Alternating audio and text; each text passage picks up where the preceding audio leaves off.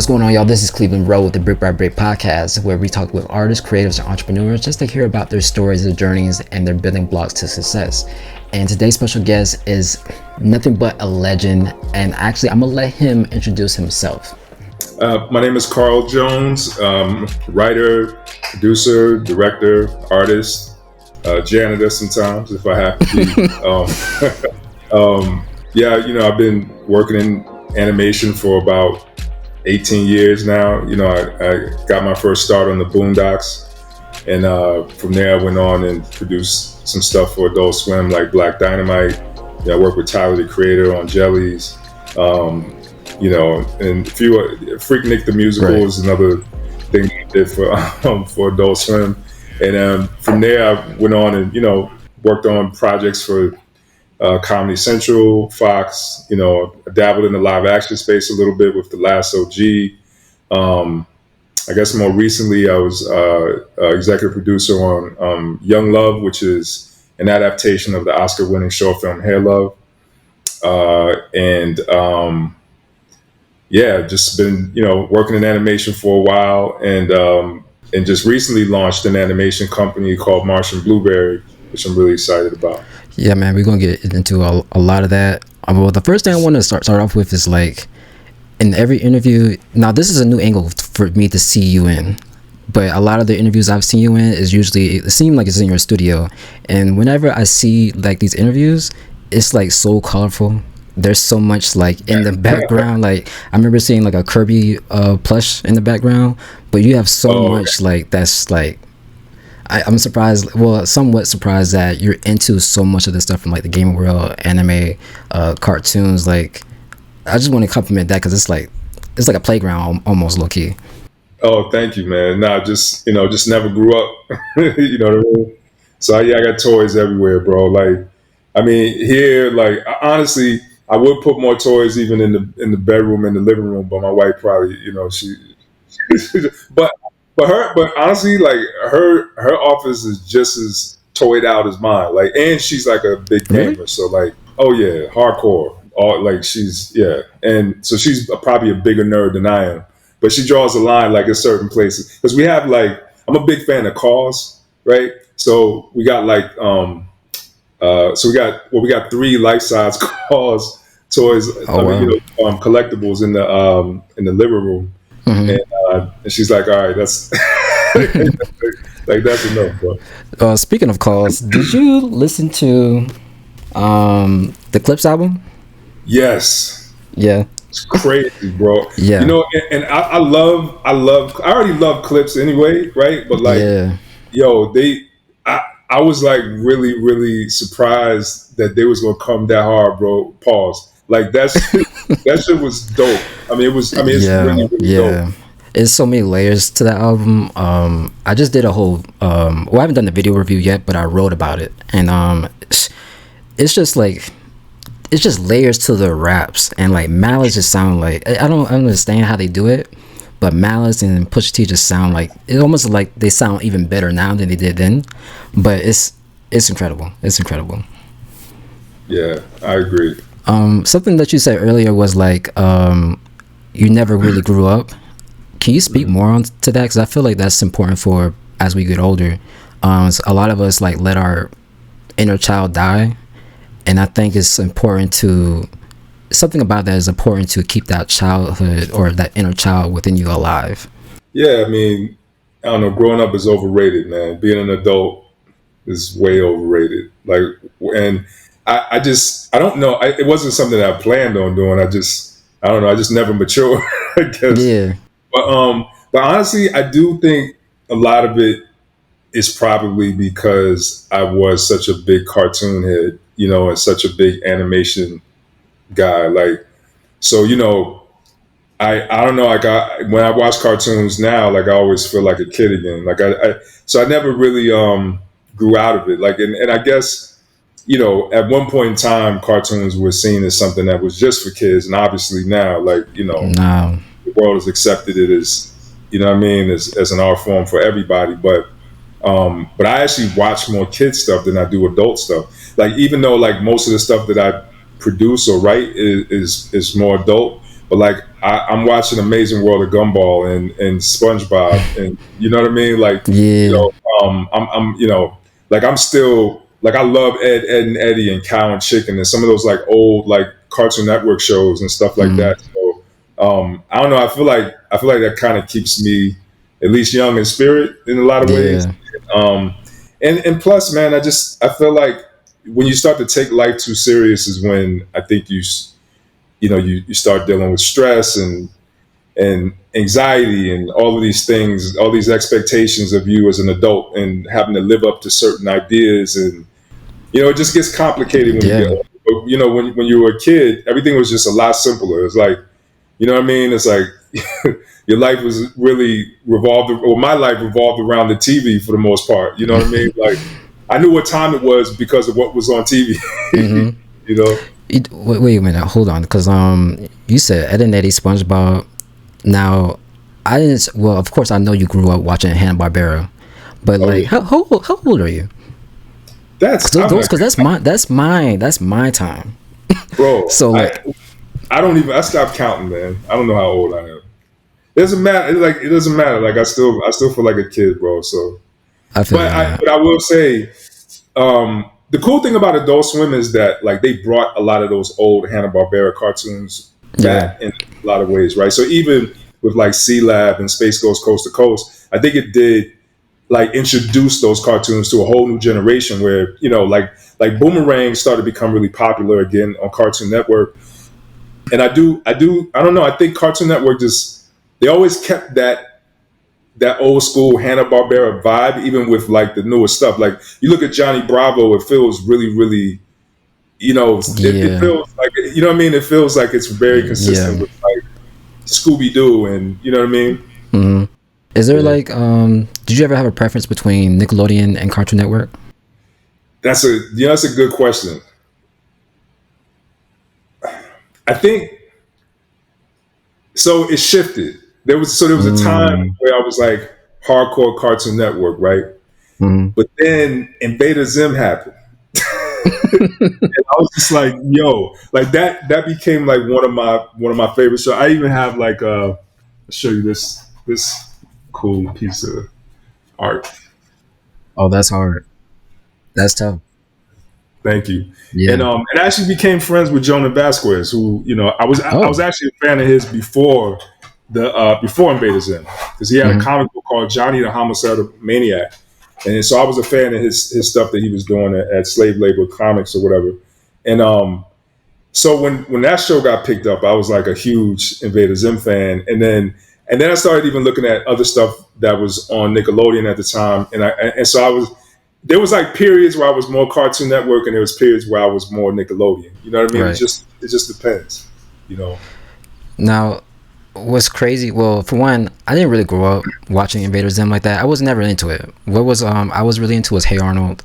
SpongeBob was heavy for me, and then I think what Nickelodeon did for me was Avatar: The Last Airbender. Oh That's yeah, that's that's I've watched that like 100 times. Like I'm probably gonna watch it yes. again this year. Um, Were you a bigger fan of Korra than or oh, bro, Aang is always gonna be like over Coral to me. okay? But I need to rewatch Coral. Though my brother just rewatched it. He said it was better than we thought it was. Because at first I was like, it's whatever. But Aang is always gonna be top, man. Like that whole, That's that's yeah. interesting because a lot of people I talk to they lean towards Korra more so than I've seen people like gravitate towards yeah. her more as of late. But I think I just need to rewatch it. Maybe that'll change my point of view. Um, but when I first watched it, I was like, it's whatever. She was trash. She was getting beat up too much. That was, I was like, all right, bro.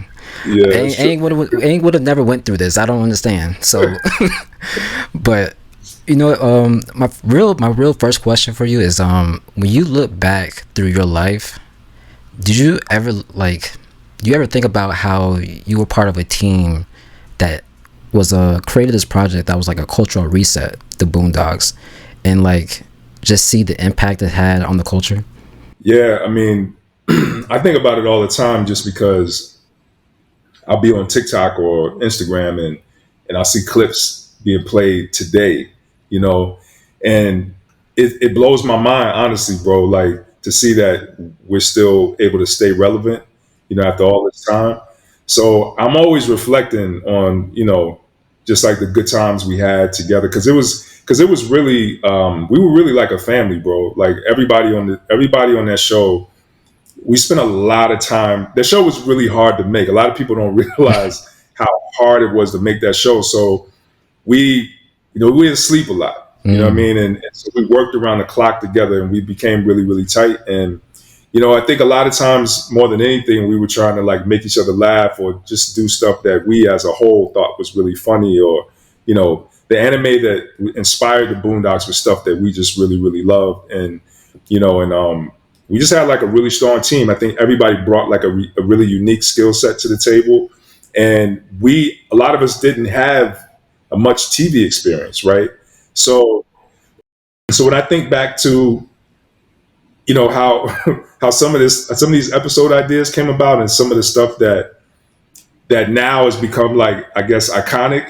It was never. I don't think any of us was thinking that this would be like some game changing, like Yeah. culturally significant movement for for animation or anything like that. It was just really just like we was we and plus we were pulling a lot of stuff from pop culture, right? So like at the time, like world star hip hop started popping really, really, really strong, and Vlad TV.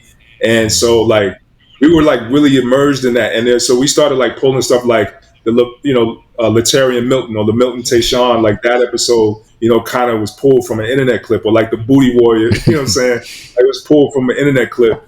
And I just remember us, like we just had so much fun doing it.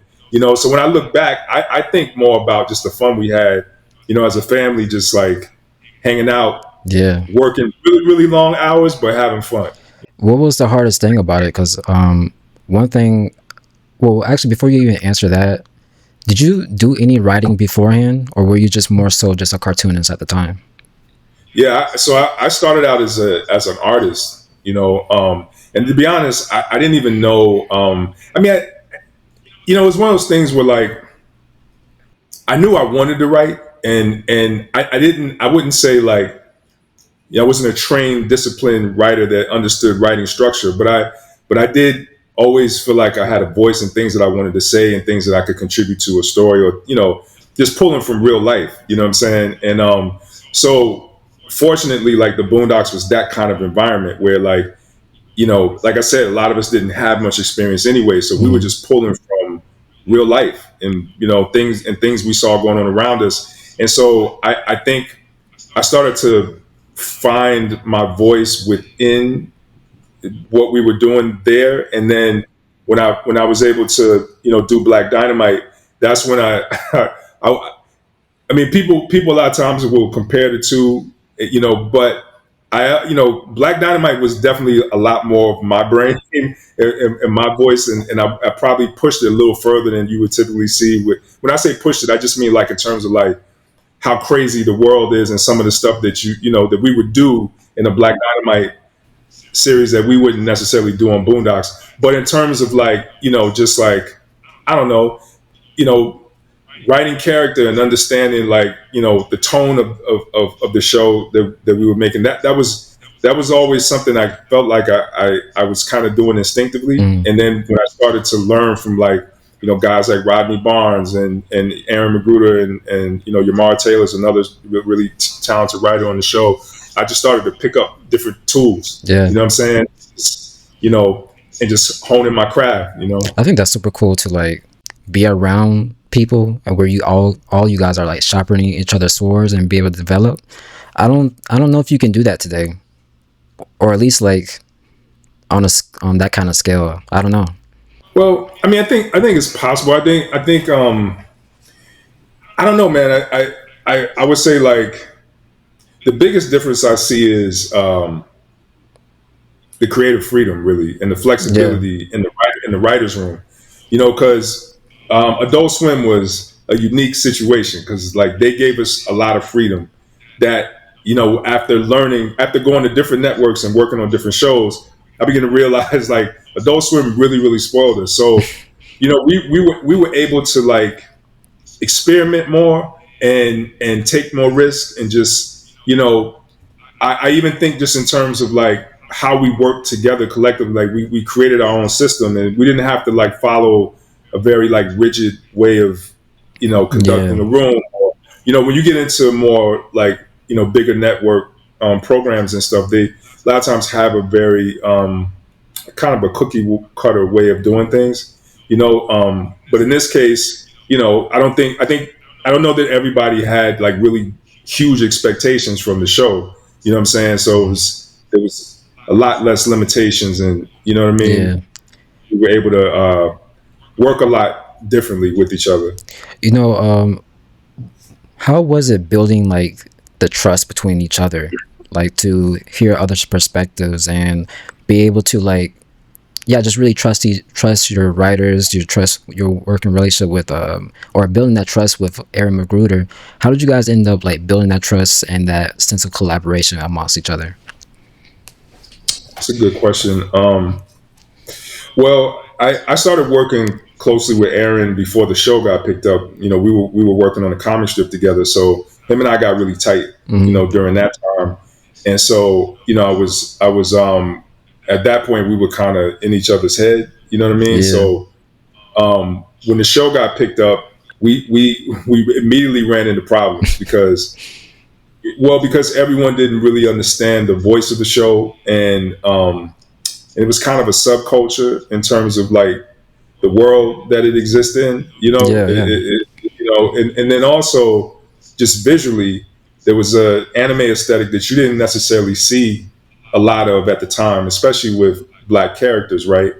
So there was a lot for So when Sony started bringing on writers and artists and storyboard artists, character designers, and everything, there was a crash course that I think everyone had to take, and not everybody picked it up right away. Mm. So we went through. So in a short amount of time, we went through a lot of different artists, and you know what I mean. So we ended up, I think, for those of us that stuck through it and actually like made it through that initial process of like figuring out what the show is and the right people we need to make it, we got really close. And I think, you know what I mean? So I think you start to develop a certain amount of trust with people that you go through something with, especially in a short amount of time. Hmm. 'Cause I mean, we literally like was working around the clock all week. Like, we might crash on the couch for a couple of hours and we back at it again, you know what I'm saying? Right. Trying to, get the show done because we were having to like reboard entire episodes from scratch because they just,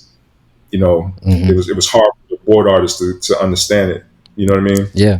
Um, with working on the Boondocks, what did it teach you about like censorship, culture, and like just pushing boundaries with the show? It taught me to say fuck censorship. Nah, I don't know, man. Like I said, I think we were a little spoiled because I think we came into the game with not many limitations, and we didn't really deal with much censorship. I mean, there was a couple times where Adult Swim maybe drew a line because we might have went too far with like Tyler Perry, for example, or Yeah. something like Yeah. that. But in most cases, there was one other situation that it was when we had this episode where Ed and Rummy were planning to kidnap Oprah, right? And in the original story, they did kidnap Oprah, and so like Sony, they basically gave us a note and said, you can't kidnap Oprah, and we pushed back, and we were trying to get them to explain to us like is this a legal note? Is it like are we what like where is this note coming from? And we found out that it came from somewhere high up at Sony, and they said we are not fucking with Oprah, so we don't owe you an excuse. Yeah. I mean, we don't owe you an explanation. We just not you're not kidnapping Oprah. We couldn't even show Oprah. You know what I'm saying? Mm. Which made me think about like the Chappelle episode. I mean, the Chappelle sketch that he did about Oprah. You never saw Oprah's face either Oh in that. yeah. Yeah. You know what I'm Yeah. saying? So I realized like she was almost like higher than God. I think at one point in time, so it was, everyone kind of stayed away. But aside from that, you know, I don't know. We never really dealt with censorship, and so I think the way it affected me not having censorship is when I got into the real TV world, and I began to see that, like, their standards and practices are a little bit different, and there's a different lens that they look at the material through, and so you got to learn to adjust and kind of pull back. You know what I mean? Yeah. But in the beginning, that's all we knew to do is push boundaries. So during the press conference at DreamCon this year, one of the things that Cedric said was one of the most, I think that he said one of the most underappreciated things about the Boondocks was the music.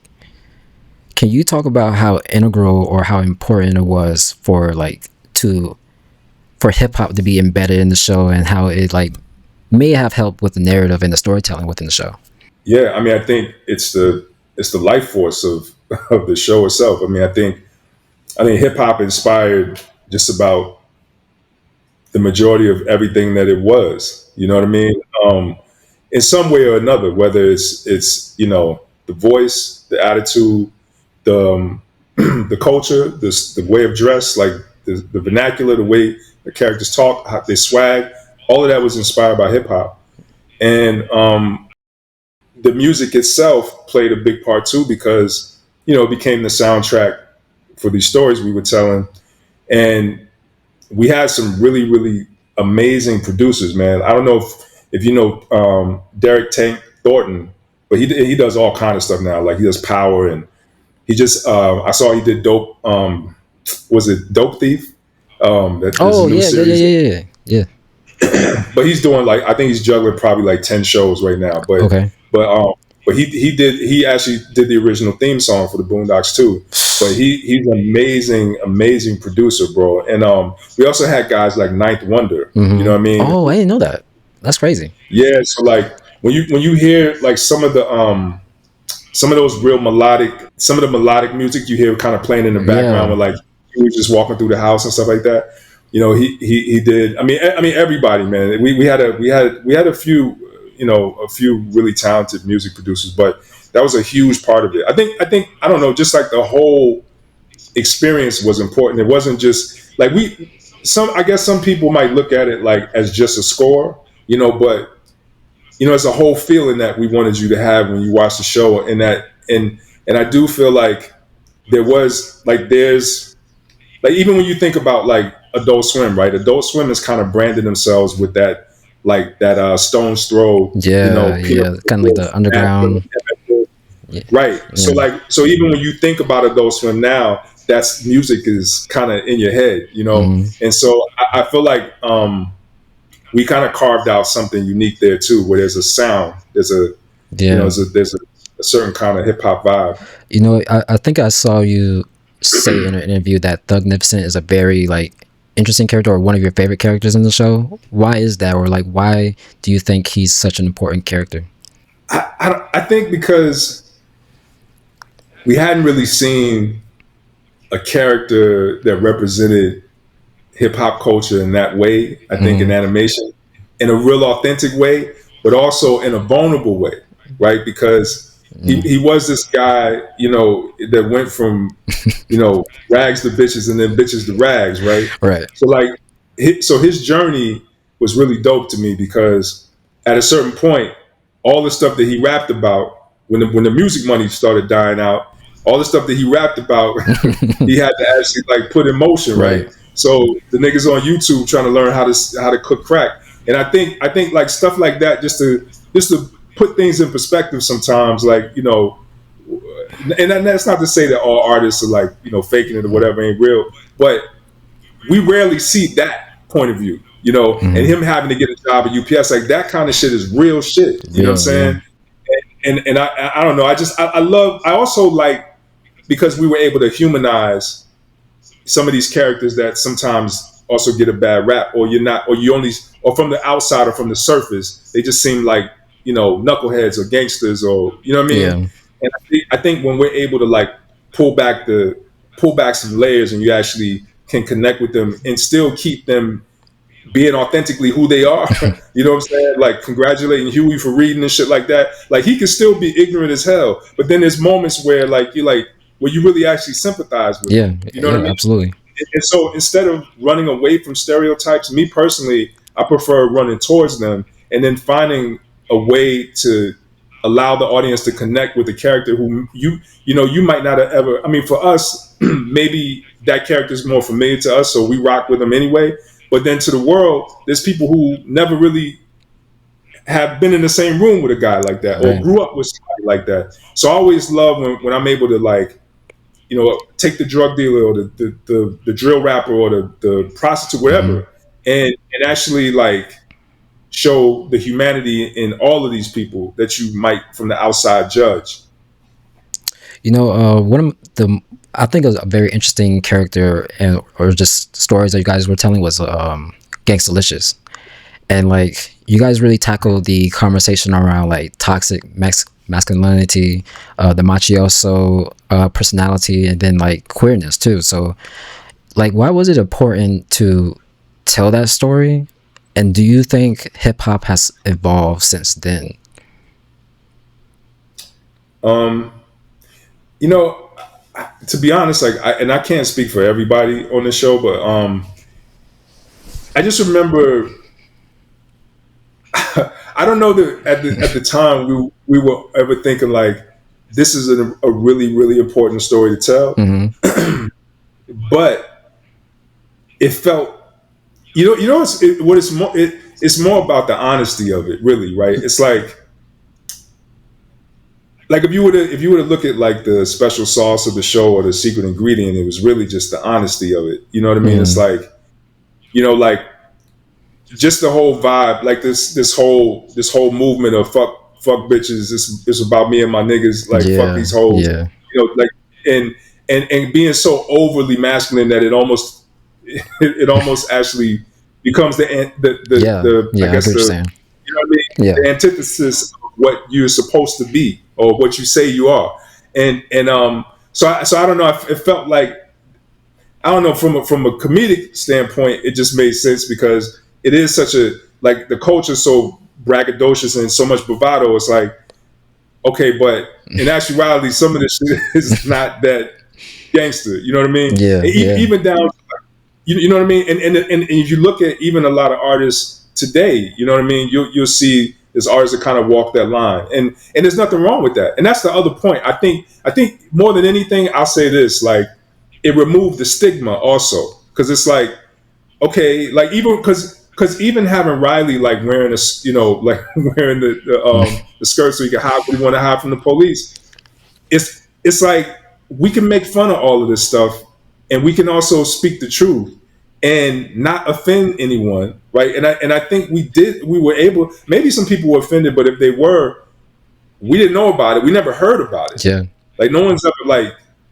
that, to my knowledge, is like, called Adult Swim and said, this show is homophobic or whatever. Like, no one really looked at it like that, and I think they understood the satire and the commentary of it. yeah, You know what I mean? Which is really really important. Like, if there was no commentary and we was just taking shots, then I think it'd be perceived a little different. yeah. But it was, you know what I mean? But there was a strong social commentary there. What do you think about the state of hip hop now? Since then. Um, I mean, I think it's just changing, but I think it's one of those things where you really can't separate it from the rest of the world changing. I think everything is kind of contributing to what hip hop is and who people are. Yeah, You know what I mean? And so I say that because I know a lot of people say, like, okay, yeah, we might have moved away from some of the art or the lyrics and the bars, and it's become corporate and yada yada, and it's true, right? I mean, it has become like, once it became such a big business, right? It did start to compromise the art, the integrity of the art, and you did start to see, artists being signed, artists being made and created that weren't even necessarily like hmm, artists, but they were, and I do think that they started to take a cookie cutter approach to, you know. What I mean? It's like, okay, like, if you got, one Kanye West, they want to try to make another Kanye West instead of, like, you know allowing a new type of Kanye or a new artist that's unique, the same way Kanye was unique at his during his time. Like, instead of instead of creating that kind of atmosphere or environment for just creatives just to do them in a very unique way, it did become like, Very okay, we need commercialized. another, Yeah. yeah, we need another young thug, we need another, Very but manufactured. right, but outside of that, this I'm still inspired because like to me, as long as they are contextualizing our experience in some kind of way, I connect. Like even if I don't always fuck with all the like I guess like what you call it, sonically, it may not be my thing, Hmm. right? But I still feel I can still vibe to it because I feel what they're saying and I feel where it's coming from Yeah. and I understand who they are. You know what I'm saying? So as long as it's honest to me and it's real and it's coming from them and you know what I mean in an authentic way, I can listen to it. And but if you me personally, like I still listen to a lot of older stuff. Like I'm a big MF Doom head, man. Mad Villain. Classic, man. Like yeah, you know what I'm saying. And but I also I also listen. Like I love Metro Boomin. You know what I'm saying. Rod Wave is dope. Like you know Megan Thee Stallion, Hmm. fire. You know what I'm saying. So like I don't know. Like I kind of and she spits too, right? Like Oh, people, yeah. like people. I'm just saying, like, because for people to say like a lot of these new artists or younger artists don't be having bars. I mean, obviously Kendrick Lamar does, but I'm saying Meg be spitting too. Like Oh, people, yeah, people don't absolutely. talk about that. She got bars. She's like one of the first people, and no one gives her credit, but she's one of the first people of last year to throw shots at Drake. Not to down Drake, but no one wants to credit that and how that kind of like sparked everything else to come about. But nah, Yeah, absolutely, she makes Stallions. Yeah, she's up there. She's up there for sure. Now, yeah. I fuck with Glorilla. I fuck with oh Kodak Black, nigga. Like yeah, I fuck. yeah. You know, Um, is there any artist of today that inspires you creatively? music artists. Hmm. Oh yeah, yeah. J Electronica. Mm, J Electronica. I mean, I listen to Written Testimony probably almost every day. wow. The last album he Yeah, did with Jay. yeah. I mean, that shit is That's just crazy. crazy. It is It's crazy. so crazy. Yeah. Okay. Um, who else? Clips lately. Clips has been really, really inspiring to me. J. Cole. Okay. I fuck with J. Cole. And we both from Fayetteville, North Carolina. Right. So shout out to J. Cole. But yeah, I mean, I said Jay. I'm a big Jay Z fan Okay. too. So yeah, Are you and J Cole working on anything at all? man, I wish. I contacted him one time, and it was like I can't remember which album it was, but he was like really busy in the studio. He was like, as soon as I come up for air, I'm gonna hit you up. But he got back to me, and but I did want to do something with him, especially about the Bills. I mean, we both from there. Like I always wanted to do some type of love letter to Yeah. our hometown, but now it hasn't happened yet. We need to make that happen. We need to make that happen. If I had to play a part in this, I'm gonna do whatever I can to do that to make that happen. But one thing, so I asked Cedric, Rodney Barnes, Yamara Taylor, and Anthony this question during the press conference. It's a lot of things that's happened throughout history in the last couple of years since the Boondocks went off air. Has there been any moments, recent events, or anything in the last couple of years that you felt like would have been comedic gold for the Boondocks? Are you kidding me? Every day, Yeah. I would definitely do something with Diddy, but I would do some Candyman shit with Diddy, where like if you say take that 3 times, the nigga would just appear with baby oil all over,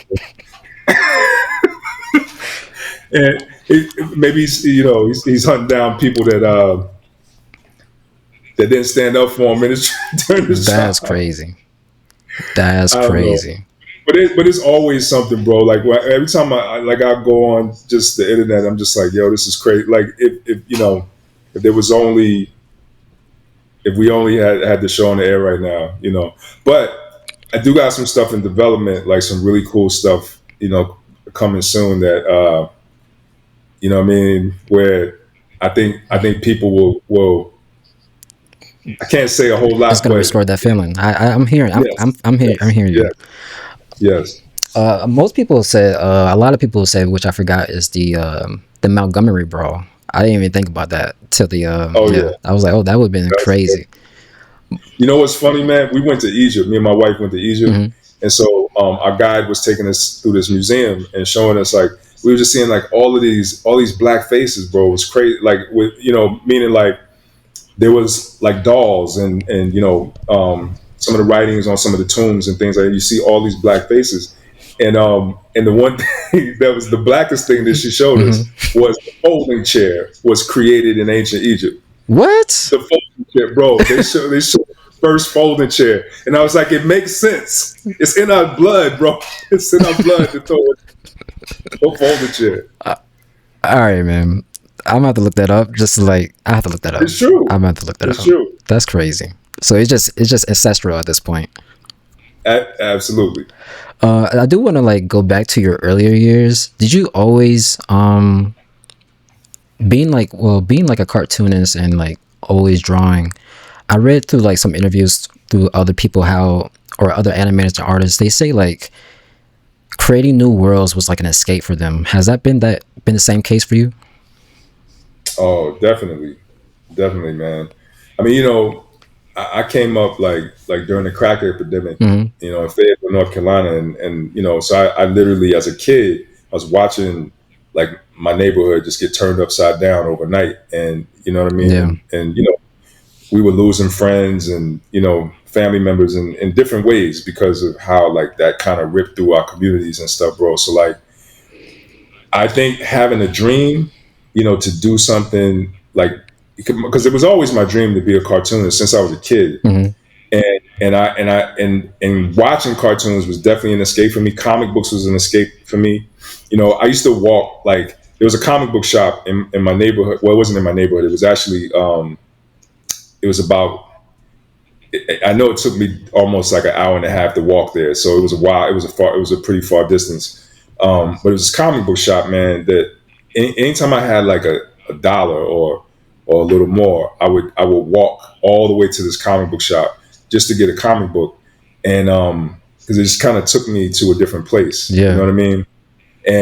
And I remember one day I went there and I saw it. There was a comic book artist in there, and he was actually drawing pages, and that messed my head up because I never seen nobody in real life actually do that. You know what I'm saying? And so like I just stayed there, bro, for like I think I stayed there until they closed the shop, and I was just watching. I just wanted to watch over his shoulder. It was just like so amazing to me. And from that point on, I was like, because he had a drawing table, and I was like, okay, that's it. I got to get a drawing table. And if I get a drawing table, I could be a Hmm. cartoonist. And so my grandmother, she cursed me out, and she actually bought me one year, and she cursed me out about it though, because that's just how she was. She's like real sweet, Mm. but you gonna hear it. Yeah. And bro, I every single day I had it facing my window, and a lot of times my grades was really bad, and my mother was trying to keep me out the street, so she had me on punishment a lot of times, right? So I would have my drawing table facing the window, and I used to just sit there and you know just looking out the window, just drawing, drawing, drawing. I was stacking. I had a closet that was just full of drawings, man, and just characters. I was creating little storylines, and I was doing little comic strips here and there and stuff. And so it was like it was a thing that kind of took me to a different place, and it actually gave me something to aspire towards. You know what I mean? And so, yeah, it's really, really important. That was a really, really important. Yeah. I'm from Florida, so I relate to the South.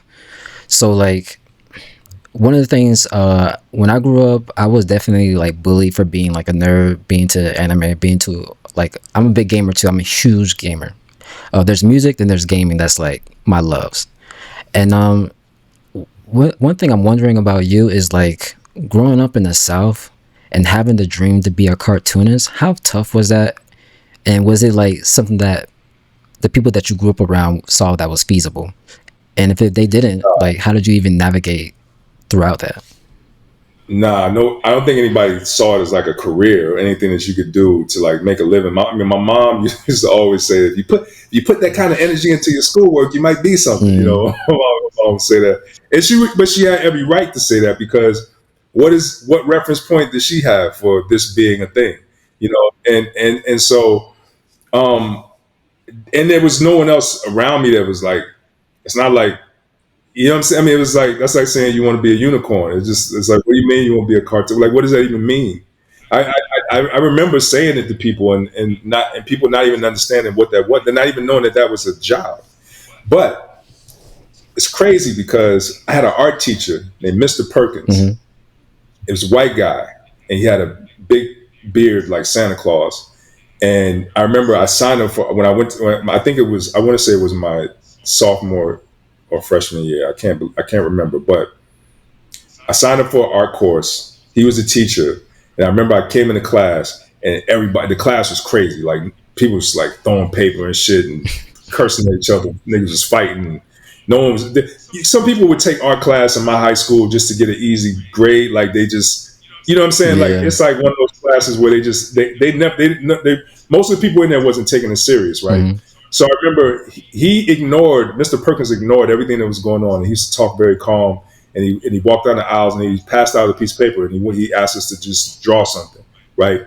Nobody was really doing the work, right? This is the first day, so I started drawing this. I remember I drew like this comic strip on. It was about a fruit fly still in a grape. It was stupid. It was whatever. But anyways, I drew it. So by the end of the class, he was walking, down the aisles, like looking over everyone's shoulder, and he looked at my art, and then he backed up, and he said, "Looks like someone has a career in cartooning," and then he just walked off, right? And I was like, "What?" So and then so one day he pulled me to the side, and he basically after class, and he told me, he said, "You got talent, and you need to not be don't. I wouldn't associate with some of this craziness that's going on in the school because you can easily get caught up." He said, "You have a real talent," and he actually used to be a cartoonist, a professional cartoonist, Yeah. and so he showed me like his comic strips that he did for like a newspaper, and I was. And so that inspired me. One, that he believed that I actually had the ability to do it, and two, he actually was a Yeah. cartoonist. I'm saying? So that lit the fire, bro. Like after that, I was like, Wow. I did my best. I still got in trouble here and there, but that gave me a focus. What was like the first project that you had where you were like, okay, this is real now? This is like actually, this dream is coming to life. It would have to be. I got a job developing this animated project for Beanie Siegel when he just got signed to Right. Rockefeller, and this is when Jay-Z and Dame were still together.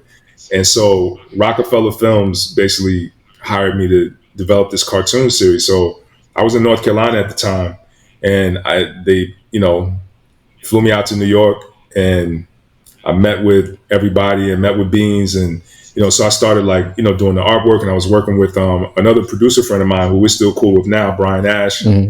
and so anyways, we started putting a cartoon together, bro. And I remember Beanie Siegel. Well, Jay Z was on 106 in Park, right? He was doing 106 in Park, which was right down the street from the office that we were at, right Hmm. at Rockefeller. And so Beans came in the room and he was like, "Yo, I'm about to do 106. I'm about to run up here with Jay and do 106." He's like, "Give me some of the artwork." So I was like, "Oh shit!" So I just gave him a binder and stuff. And so he goes on 106 in Park, and he was like, "Yo, I got a cartoon coming out." And he opened the book up, and everybody and Jay was there. Everybody there looking at the work. Like, "Oh man, this is cool." Da, da, da, da. Yeah. And that, bro, that blew my mind, right? And then, but what's funny is Free, one of the hosts of the show, she was like, "Why is Jay's lips so big?" Because I drew Jay Z as a cartoon character. And Jay was like, "Let me see." And he looked, and then everyone started laughing and stuff, right? Yo, like 15 minutes later, I got a call from his sister, and she was like, "Jay is really pissed off about how you drew his lips." And she's like, "Can you fix it?" And I said, "Yeah, of course. What do you mean, can I fix it? This is Jay's house." But it was a cartoon, so it's over exaggerated. You know what I Yeah. mean? Yeah. But anyways, that was the first time, and I was literally in the studio with State Property, and I'm drawing like character designs, and they they have like it's like Percocet and lean all on the table, and like banana clips and guns everywhere. Yeah. Like Yeah. it Yeah. was like that kind of environment, right? And then Beanie Siegel got arrested for attempted murder.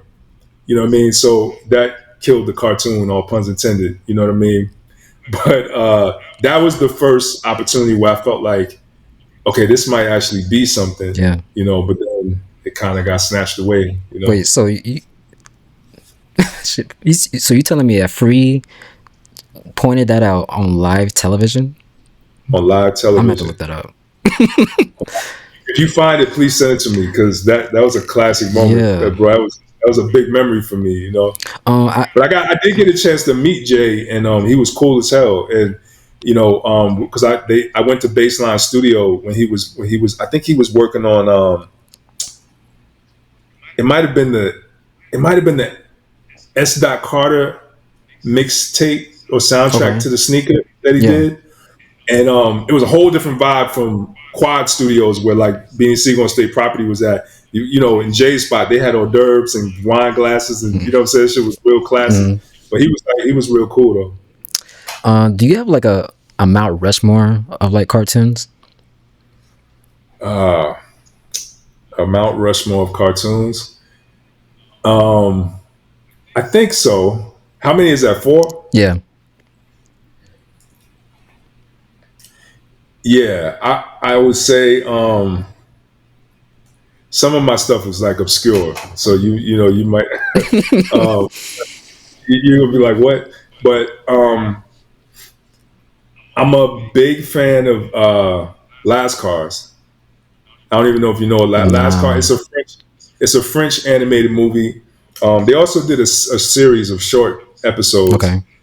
But if you look it up, it's really dope. Last Cars Okay. is like I love it. I Okay. love it so much. Um, I'm a big fan of Mind Game. I don't know what that I don't is. know. So Mind Game is an anime. I feel like I should know Uh, this. yeah. I think it might be on like you might have to catch it like on YouTube or something like that because it's pretty old. But Mind Game is like one of my favorite animes. Okay. Um, um, This right? let me see. Yeah, yeah, yeah. Okay. That's like, and then I would have to say, and all of this stuff is like so different, but um, big Wile E. Coyote and Roadrunner fan. Love Chuck Jones. So Yeah. like Yeah. huge Chuck Jones fan. And man, that's hard, man. I think my other favorite would be like Amazing World of Gumball. Really? I know, I and I wish know. I caught on to it like everybody else. So I do want to hear what you guys say about it though. Oh man, amazing, bro! It's amazing. Like Hmm. for one, the thing I love the most about it, well, the characters are great. It's funny as hell, and it's really edgy for a kids cartoon. Oh yeah. But the thing I love the most is they'll take a really, really, really simple concept, something very, very simple, and they'll expand it into this like really overly dramatic, big idea or story. And that always like it just like as a writer and as a producer, like that always impressed me that they were able to do that. Hmm. Something as simple as like finding the remote control, it becomes like this like they'll turn to like this a big like Indiana Jones Temple of Doom kind of. So they're like I love when they're able to do that kind of thing. And it's just funny, man. And it's drawn well. The animation is dope. It's very different from anything else that's out there. But I got other it's hard for me to give you a Mount Yeah. Rushmore because I love Miyazaki. You know what I'm saying? So Spirited Away. Hmm. It's like I mean, Animatrix is one of my favorites. I I like was Dead just thinking Leaves. about that. I'm surprised you brought it up. That's crazy. Yeah, Yeah. Animatrix is like definitely like one of my favorites. But I'm also like a big like Dead Leaves fan. Okay. I got a ton of favorites. I could never. I don't think I can even because Anim- the stuff I'm not even thinking of. I know for sure right now. Animatrix was so fire. I watched that super young, so like I remember my dad introduced us to that. My dad is the one person that introduced me to a lot of things I'm into now, especially with gaming. Yeah, It's yeah, he just expanded my whole world with that.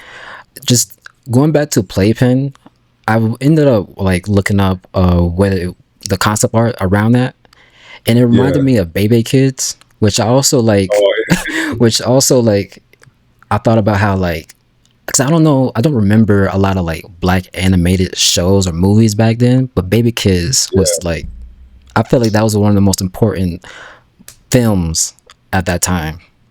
For sure. I didn't even mention. See, that's why I can't even do the Mount Rushmore, because like Bruce Smith is also like one of my big inspirations, and I'm a huge fan of his. So Proud Family, Bebe's Kid, like he's the goat, bro. And so I could see some inspiration in there. Yeah. Definitely a little Chuck Jones. It's like, but definitely, yeah, I could definitely see some Bruce Smith influence in there for sure. Do you think there's some like things that are lacking in today's cartoon shows versus like, let's say, like the shows that you just grew up with? I think because everything has become so corporate Mm-hmm. that you might not get as much creativity, Mm. right? And that's just, I'm just saying that as a whole, the animation industry as a whole. But you do have a lot of really really amazing cartoons that pierce through and make Mm-hmm. it, and then But overall, I think this overly sensitive, not wanting to offend anybody culture, that it's I think it's starting to I think the pendulum's starting to swing the other way again Yeah. now, and it's not becoming so much a thing. But I think that also like hurt a lot of creativity, and not taking as many risks, because the studios overspent in trying to, like, a lot of the streaming platforms overspent in competing with each other during the streaming wars, and now they're not really spending as much money at all, or they're being very very, most of the stuff that's being made now has like a huge star attached, or it's a pre-existing IP that already has some type of following, and you know what I mean. Yeah. So you don't see as many original ideas, and if they are original ideas, like I said, there's a big star attached. So I think there's not as many risks being taken, so that also is going to hurt the creativity. When most of the stuff that inspired what I'm doing now, and what most of us do as creative people, they were shows or movies that really jumped way out of the box and did something fresh and new. There's something we never seen before. Right. And so when I think about like even the 80s and the 90s, like you look at the movies that was coming out then, from like E.T. to like Annie and Star Wars, and you know what I mean, like there was such a vastness of like when a movie came out of theater, they were competing. Yeah. They were really really competing Mm-hmm. with a bunch of other movies that was coming out. I found someone posted like some old advertisements from the newspaper Mm-hmm. of all the movie listings, and bro, it was like I mean, every movie was like a blockbuster heavy hitter that they was fighting, Yeah. Yeah. you know. Yeah. And you don't really see that anymore. Like with the theaters, like you might see one or two that you want to, that you look on the, I mean, what the I mean. last big thing, now that you brought it up, was like the Barbie movie and Oppenheimer.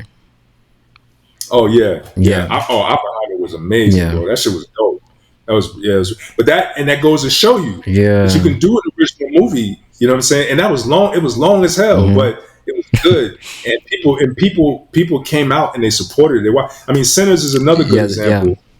example. So hopefully, I think it's starting to shift a little bit back to, what I mean, being more creative led, and the executives, because at one point in time, I think a lot of executives were either they were under the pressure of their board members and the whole corporate structure of it all to crank out certain kind of movies that would do certain kind of numbers, so they weren't thinking too much creatively, or they themselves were marketing people a lot of times, and they're only thinking about it from a marketing perspective.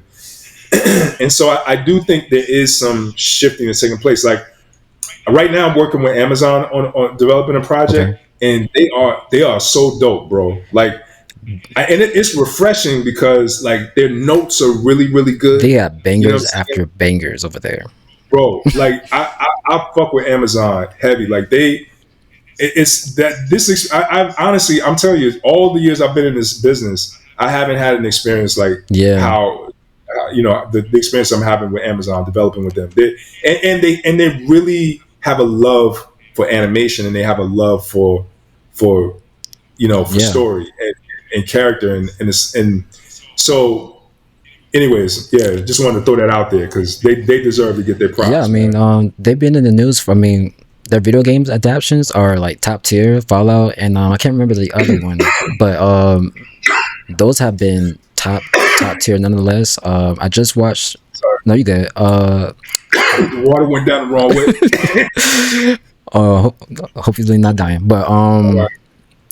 uh, another anime I watched recently on there, Dotoro, was really good too. If you haven't seen that already, I would recommend that. Nah, I haven't seen that yet. That's one that was really good.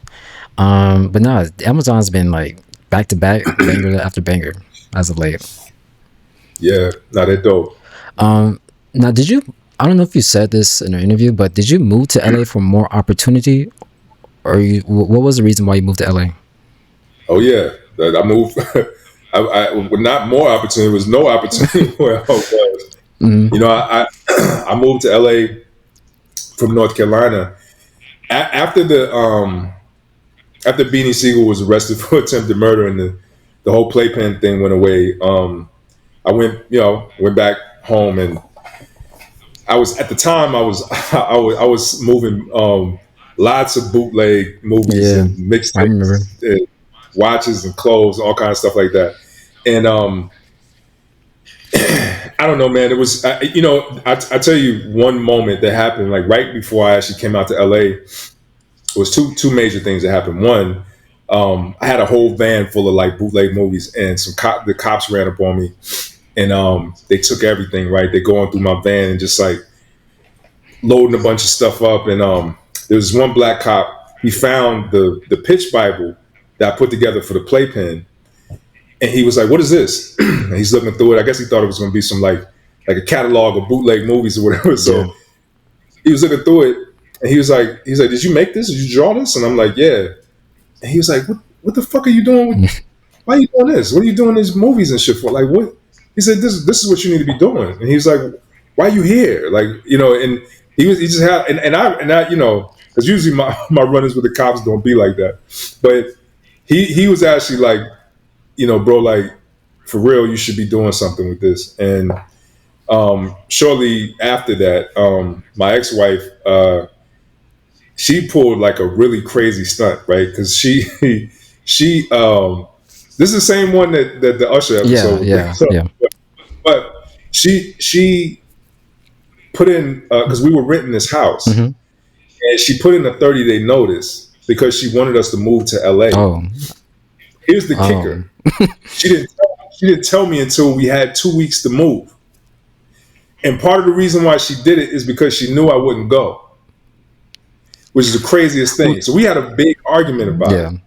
I'm like, because it made no sense at all. Mm-hmm. But I will say that she did believe that if I was in the right place, that things would take off. And And sometimes you so got to be forced to do that. so we literally packed up everything and moved out to LA. And the craziest, this is, bro, my whole life has been what do you call it, serendipitous, Mm-hmm. where things just Things just the come right about. Yeah. time. It's just, I can't explain it, bro. It's just and one day I'll even tell you about that whole playpen situation, which is another crazy, wild story, how that even happened. But the first day I'm in LA Yeah.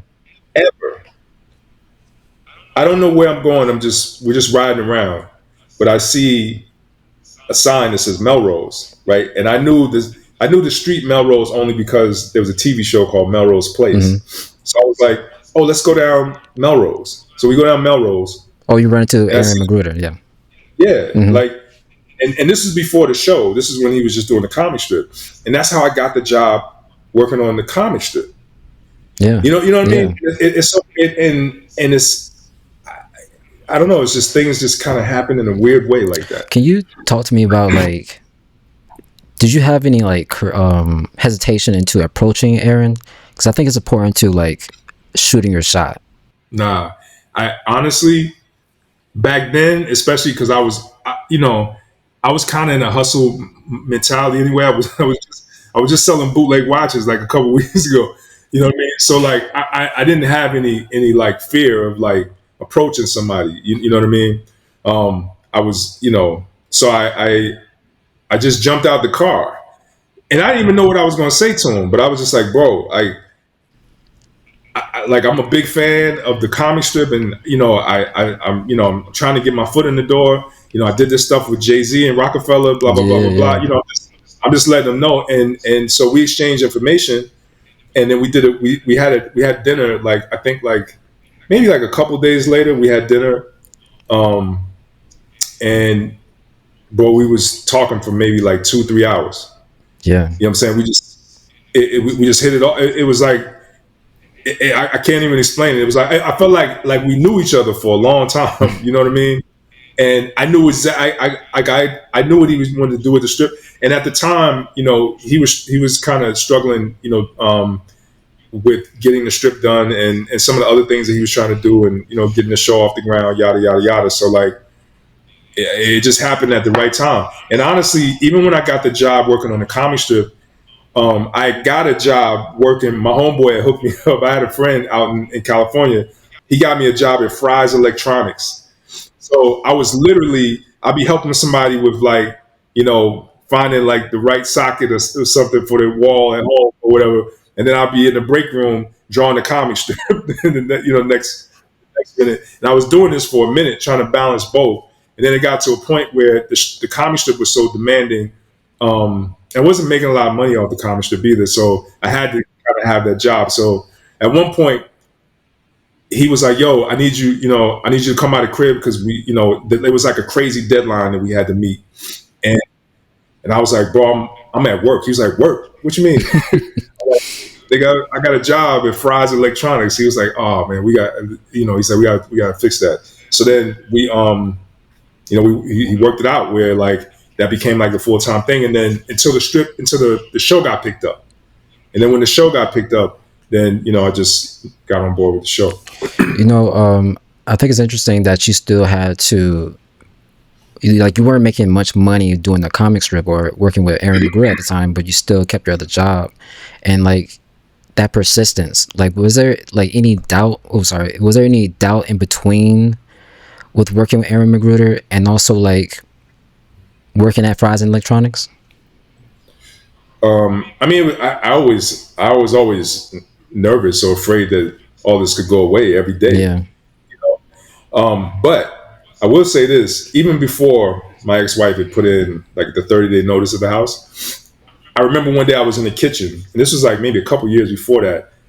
I told her, I said, because I forgot we got into it about like, because I would spend a lot of time like drawing and writing in the kitchen. I had like a little table set up, and I had a box where I was like, because it was like a small house, Yeah. so I had to kind of put everything in the kitchen, and I had a box where I was like, I was creating characters and stuff, and I would just throw it in this box, and so I started to like, these boxes started to kind of like take up Mm-hmm. space, right?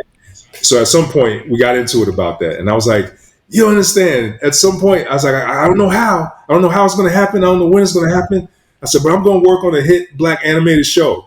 I said this to her, and I was like, I said, I can't explain how, but I said, trust me, it's going to happen. I remember, and I tell you, man, like I said, just I also think a lot of it is visualization.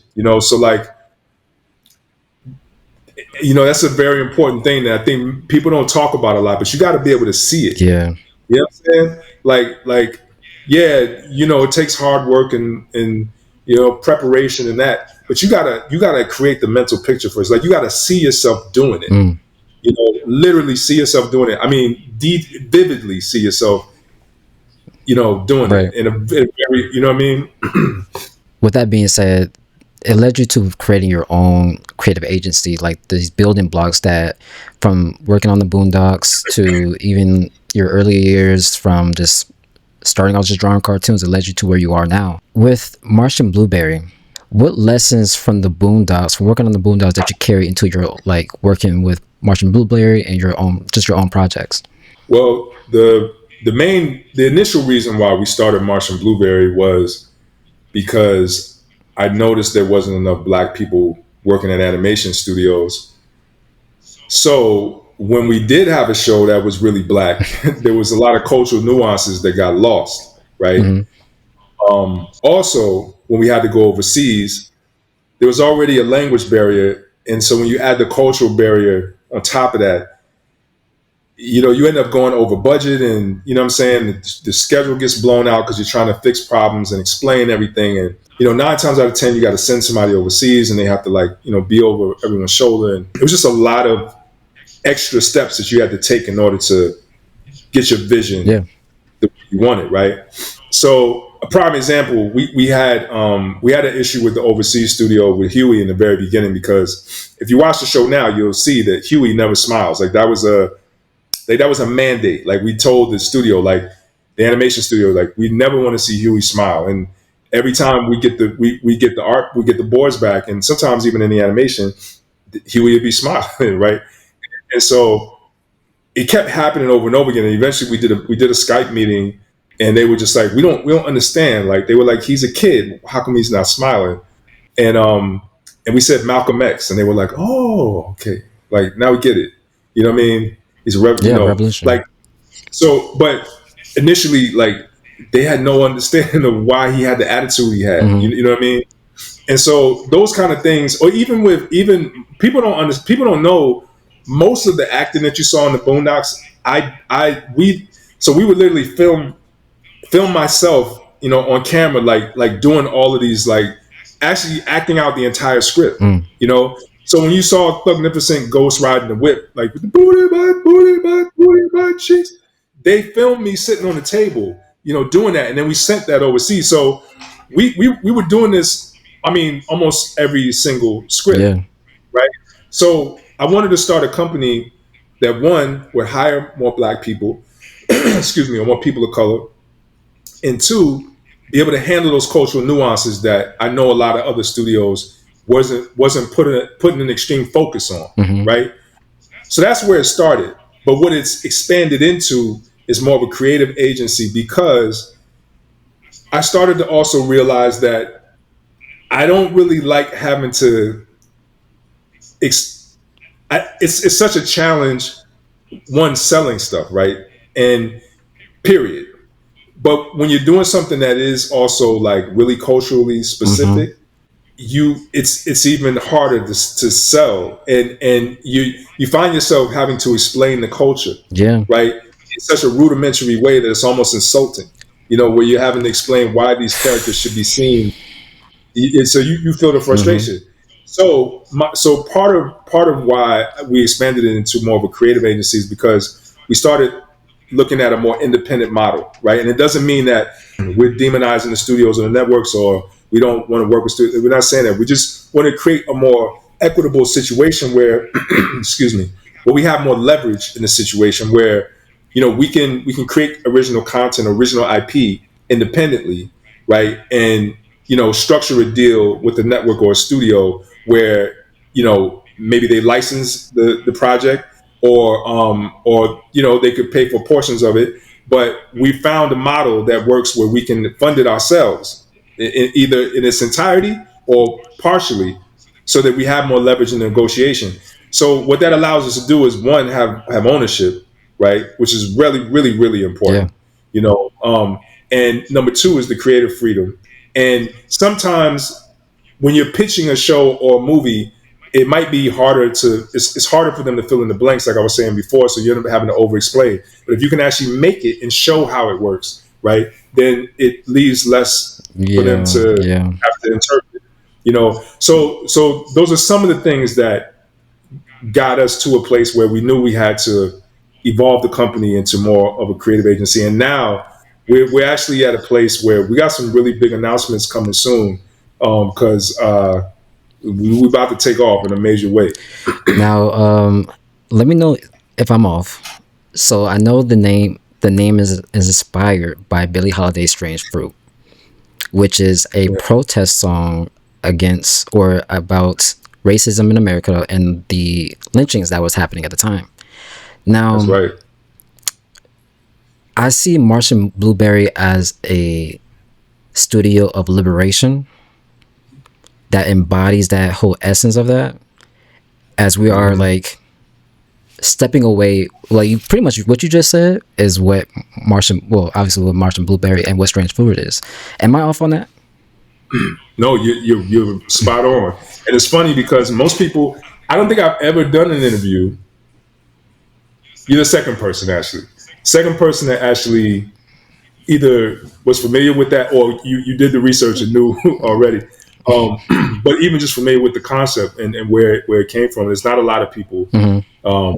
Um, I mean, people are familiar with the term strange fruit, Yeah. but a lot of people don't know that the name was inspired by that. But no, you're spot on. And I guess the other thing I would just add to it is, you know, that was what they called our ancestors that were hanging from trees, right? Yeah. And so it's also a reminder of why we're doing this and why the freedom is so important. You understand what I'm saying? So, you know, we found a very digestible way to Yeah. say that. You know what I'm saying? And especially for an animation company, because strange fruit could be a little too on the nose. Hmm. You know what I mean? But also there's other meanings too, because I think everyone feels a little alienated, or feels like you don't belong here. Hmm. You know what I mean? And so I think there's also like themes of aspiration and being able to take flight, and there's a lot of Yeah. things that are behind the name that resonate. Yeah. What did it take, or what were the challenges to like assemble the team and just building Martian Blueberry? Well, at the core, it was me and my wife like we initially started the company in the beginning during at the start of the pandemic. Actually, is when we started it, Okay. and from there, we began to like build this Rolodex of excuse me, this Rolodex of artists and talent like all over the world.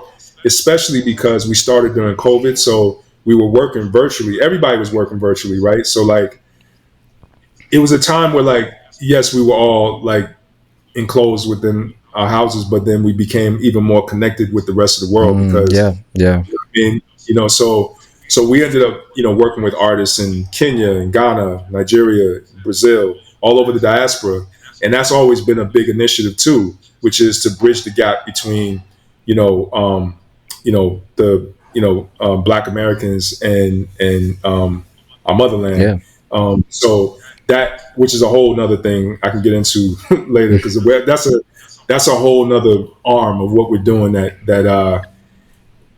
going to take some time to get into. But I don't actually remember your question. Oh, I don't remember either. But I think well, it's just the challenges of building. Yeah. Yeah. Assembling the team. Yeah. Yeah. So on the creative side, that's where we started, right? And then at a certain point, we just started pulling in, because I've been in this game long enough to have met a lot of really talented writers, producers, directors, storyboard Yeah. artists, and we've found a lot of new people that we began working with. So we've been building like a pretty strong team that way over the years, and writers too. You know what I'm saying? Like there's writers that I've worked with over the years. There's people, or just funny people that I've wanted to work with, and now I have a chance to because we can actually like Hmm. employ them. You know. What's really cool is well, first and foremost, I saw a Hold on, hold on. I gotta give my wife her okay. headset so she can say video games and kill people. So let's say hey. Well, I do have a question. Well, not really for her, but it's about her. Um, I saw an interview with Kev on Stage, the comedian. He was on Joe Budden podcast, and like they got to a part where they were talking about how, well, he started talking about how his wife was such a differentiator in his career and just in his life, and like how pivotal she was, that how she played a part in his career. And coming up with this company with along with her, how much of a differentiator was she to you, and like how did you guys build that partnership to build this company? Well, she's a big piece of why I was able to even take the first step, because when this is something I've been wanting to do for a long time, but it's been something I've talked about for a long time. Mm-hmm. And or I'll be talking to other some of my colleagues or people in the industry, and I'm telling them like, yo, I want to start this company and do this thing. I was kind of like on my Malcolm X shit, where I was trying to like get us all Mm-hmm. together and like we gotta but I realized that nobody really wanted to move it was unless they see me move first, I guess, Mm. and put something actually on the ground. You know what I Yeah. mean? And I don't know that I was the best person to do that either, because one, I was really really busy on the creative side of things, and two, because I'm just not. I wasn't as organized of a person. Like like I sometimes a little all over the place. But she helped me to really like zero in and focus in on exactly like what we need to do. Step one, step two, step three. And honestly, like we took a few steps and the doors opened and things started just like moving really Hmm. fast. But I would have never took that step unless she like really pushed me to do it. The other thing is, she came from the music industry, and she's worked as an A&R, and she's worked with artist development, but also like she had a couple startup companies, and she's ran a few productions, independent productions. So she had and one of her startup companies is a tech company that it should have been like a really, really, it was successful, but it actually could have been something even much bigger, Wow. that was actually for artists. But anyways, so, and she's a big nerd. She's a big geek. Like Yeah. she has a love for animation, comic books. She's a big comic book junkie. Like, I guarantee you right now, she's got something Wakanda on, whether it's socks or a t-shirt. She's just like, Yeah. she's like Yeah. a, and so so we both just had like a real love and appreciation for it. So That's dope. and yeah, and that was the beginning of like assembling the whole Hmm. squad. Omar McClinton is another person that was instrumental. He was a producer that I worked with on a project that I did with Fuse called Sugar and Okay. Toys, and when we stayed in touch. And then so when he saw we were doing this with Marshall Blueberry, he came on board. Stephen Love is another really talented producer that I met a while back, and he came on board as a member. He actually produced They Clone Tyrone. He's Oh. really powerful producer and businessman. Yeah. The dude is crazy stuff, bro. And the team, I can't even tell you right now, like the team that's assembling now, bro. Because I got like Love and I, we got it to a place between Love, Omar, and Steven is now actually even more involved now in what we're putting together now. But we got it to a place as far as we can go, but we needed some rockets. You know what I'm Yeah. Yeah. saying? No Yeah. pun Yeah. intended. Take the you know Yeah. I hear you. and we it's been a journey. Like we've had some potential investors in the past that we walked away from because the partnership wasn't didn't make sense. Like we didn't share the same values and wasn't on the same page, and which is really important. So now, like we have like some really really dope partners who see the vision, who have the same values and the same and really the overall vision that I have for this company. They see it and they believe in it and they believe in me. Hmm. So um, it's exciting. It's really exciting. I mean, y'all got room for one more? We always got, bro. I I don't know how I would you be instrumental, but I'm just saying. Yeah, no, we can talk offline, and I can tell you a little bit more about the specific plans Hmm. that we're doing, and what we need and what we'll be looking for, and yeah, let's figure something For out. sure, for sure. We're definitely doing that after this. But what I was gonna say is, in what ways does she inspire your work, or even just inspire you in general? She inspires me as a human being, first of all, because she's just like a really dope person. Hmm. You know, one of the sweetest, like kindest people I've ever met in my life. Number one. Number two, when shit is going because this industry can be really really But yeah, brutal.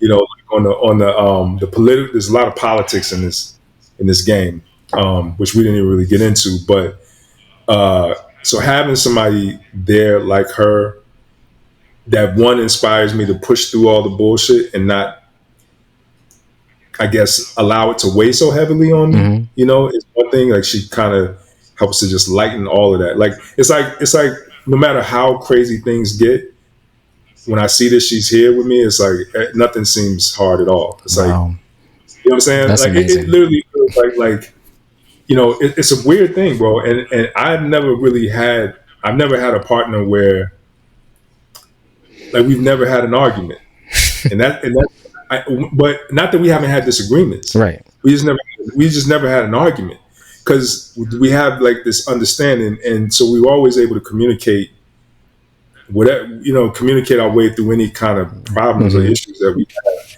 So there's a connection that just makes everything just a lot easier to Yeah. do. It's hard to put into words. She's just That dope. makes me happy, man. I just don't hear we don't hear this a lot, and I just think it's good for the people just to hear, like, for one, black love, but just to hear someone speak about their wife like that. I think that's yeah, I think it's beautiful. Yeah. Also, she don't play either. Like Oh, I she's can like tell. she's very, very protective when it comes to me. Sometimes I like pull back a little bit because she's really, really protective and has always got my back. I'm also not really good at like subtext, and like when we sometimes we'll be in meetings, or we'll there's stuff that she's paying attention to that I'm not paying attention to. Oh, You, okay. you, you know what I I mean? see what you're saying. Yeah. I can be so, I guess, involved in the creative side of it and just being an artist or whatever, and she'll be hearing things that are being said that aren't being said, and just like helping me navigate certain spaces when I'm maybe not as tapped Hmm. in to what's really going on, Yeah. which is also really important. You know, just hearing you talk about Martian Blueberry and like what you guys represent, it reminds me of what Kendrick and Dave Free is building with PG Lang and their new creative agency, Project 3. And then when I was reading their interview, or Dave's Free interview, talking about the new Project 3, one thing he said was pretty much like they're about taste, but also what's most important is cultural integrity in their work. Like they're not just going to be working with anyone, or like they want to make sure they telling the right stories. Like, is that something that you also represent too, or you feel like that represents who you guys are too? That's everything. That's everything. I Yeah. mean, I feel like this is something I learned. I learned that human beings are what they call homo neuron, right? Homo neuron or homo neron. I might be pronouncing it wrong, but it basically means that we are story based beings, right? So everything in our lives, if you think about anything that means something to you, there's a story attached to it. Like we respond to story, right? Even if you think about something as simple as the idea of freedom, right? At one point in time, that was a story, it was a concept. It wasn't, freedom. Now we say it in everyday language because it's just everyone's, we're free, Hmm. right? But at one time, when someone was trying to sell this idea of freedom and how we can be free, you know, we had to be able to tap into the story that's behind the concept, right? Yeah. It's like what that freedom promises and what it represents. There's a you know what I mean, and I say that because sometimes story itself is overlooked and not. I don't think people realize how significant and important it is to us as beings. It also allows you to have empathy, right? Because you can see the world through the eyes of someone different from yourself, Yeah. right? And so it allows you to empathize with people with different that are different than you. And so having that kind of power to to put something on a screen and allow people to experience the world through the eyes of someone that is very different from who they are is a huge, huge important Yeah. thing you need in the world. And so story in general is important to me for those reasons. And then the creative integrity of those stories is also really important because those stories are very personal, and we should be able to tell stories that are very personal to you without compromising who you are Yeah. and what you want to say with those stories, which goes back to the independent model that we built. Why that's so significant. You know what I mean? That creative freedom allows you to keep the integrity and allows you to also to find your voice. Because my experience with some writers and some creatives, sometimes they need help even finding their voice Mm. because they get into the business trying to fit what they do into someone else's box already, Yeah. right? Never really get a chance to even think about, like, well, what is it that I want to say to the world? What are the unique experiences that I've had in my life that other people might resonate from with also, or be inspired by?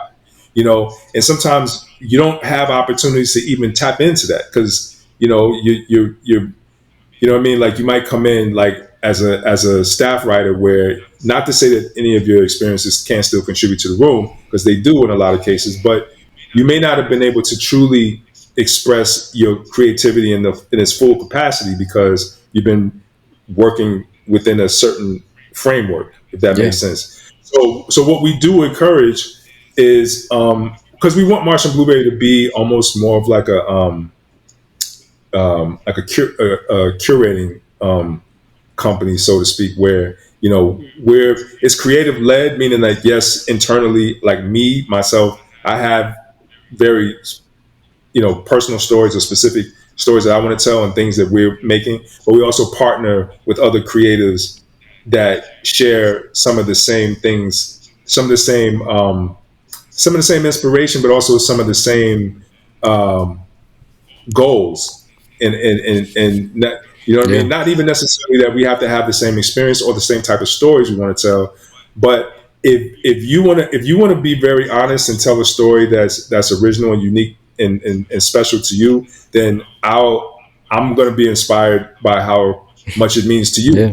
You know what I'm saying? So that is something that I think Martian Blueberry definitely um, aims to do in the future. Yeah. When it comes to trying to find your voice, what advice would you give someone who's looking to do that? I always tell people that no one but you has had the experience of being you, Mm, right? mm, So like that means you have a lens, right, that is very very unique, and so you should use it. Think about because I think sometimes people think they think really high concept, okay. right? Like because like even like the Boondocks and Black Diamond, those are high concept Yeah. shows, right? Where we were making these big giant statements about society and about race and about all this stuff. Um, but you don't have to think that on that scale, right? It could be something really, really simple. It could be a really simple experience that you felt like is unique, and you think that, other, because I mean, some people tell stories and they don't even think about the audience or what people will think about it or if people want to see it. And I think that is one way of doing it. Like you can just make something for yourself that you like, and hopefully other people will fuck with it Hmm. too. But I also think that I don't know. Like I try to approach it almost like as like a almost like think of yourself as like a the voice of like people like you that may not have an opportunity Yeah. to have a platform, you know what I'm Hmm. saying? But to say what you want to say, it's like the voice of the voiceless or the people that um, I mean, that's just where I would maybe start, like thinking about like, well, what unique challenges that I experienced that people can learn something from, or there are people out there who have these similar experiences, but there's no one there to really talk for them. Yeah. You Yeah. know, like that's a good place to start. And then, I mean, but it's a feeling thing though. It's really feeling. I wouldn't even overthink it. Like it's like really really think about what makes you feel good. Like does this story, does it mean something to you? You know what I'm Yeah. saying? How do you feel about it? Does it because if you have like a real like unyielding like craving to get it out, then that's usually something really close to you, and it's probably that is your voice. Right. you know Do you see yourself as a Afrofuturist? I don't know, what does that mean exactly. I mean, I Gotcha. hear it used loosely, but I'm not I 100% was gonna sure. preface it, but so Afrofuturism is really just seeing ourselves in the future when we weren't really given the chance of that before. So when you get movies like Black Panther or even like what you do with Martian Blueberry or even the Boondocks, it allows us to envision ourselves in the future and also rewriting, well, taking control of our own voice and creating our own, Mhm. not rewriting history, but putting it in more positive lights. Like it's under our Yeah, lens, not under the white gaze or whatever. I think I get it. Yeah. I think I got you. Yeah.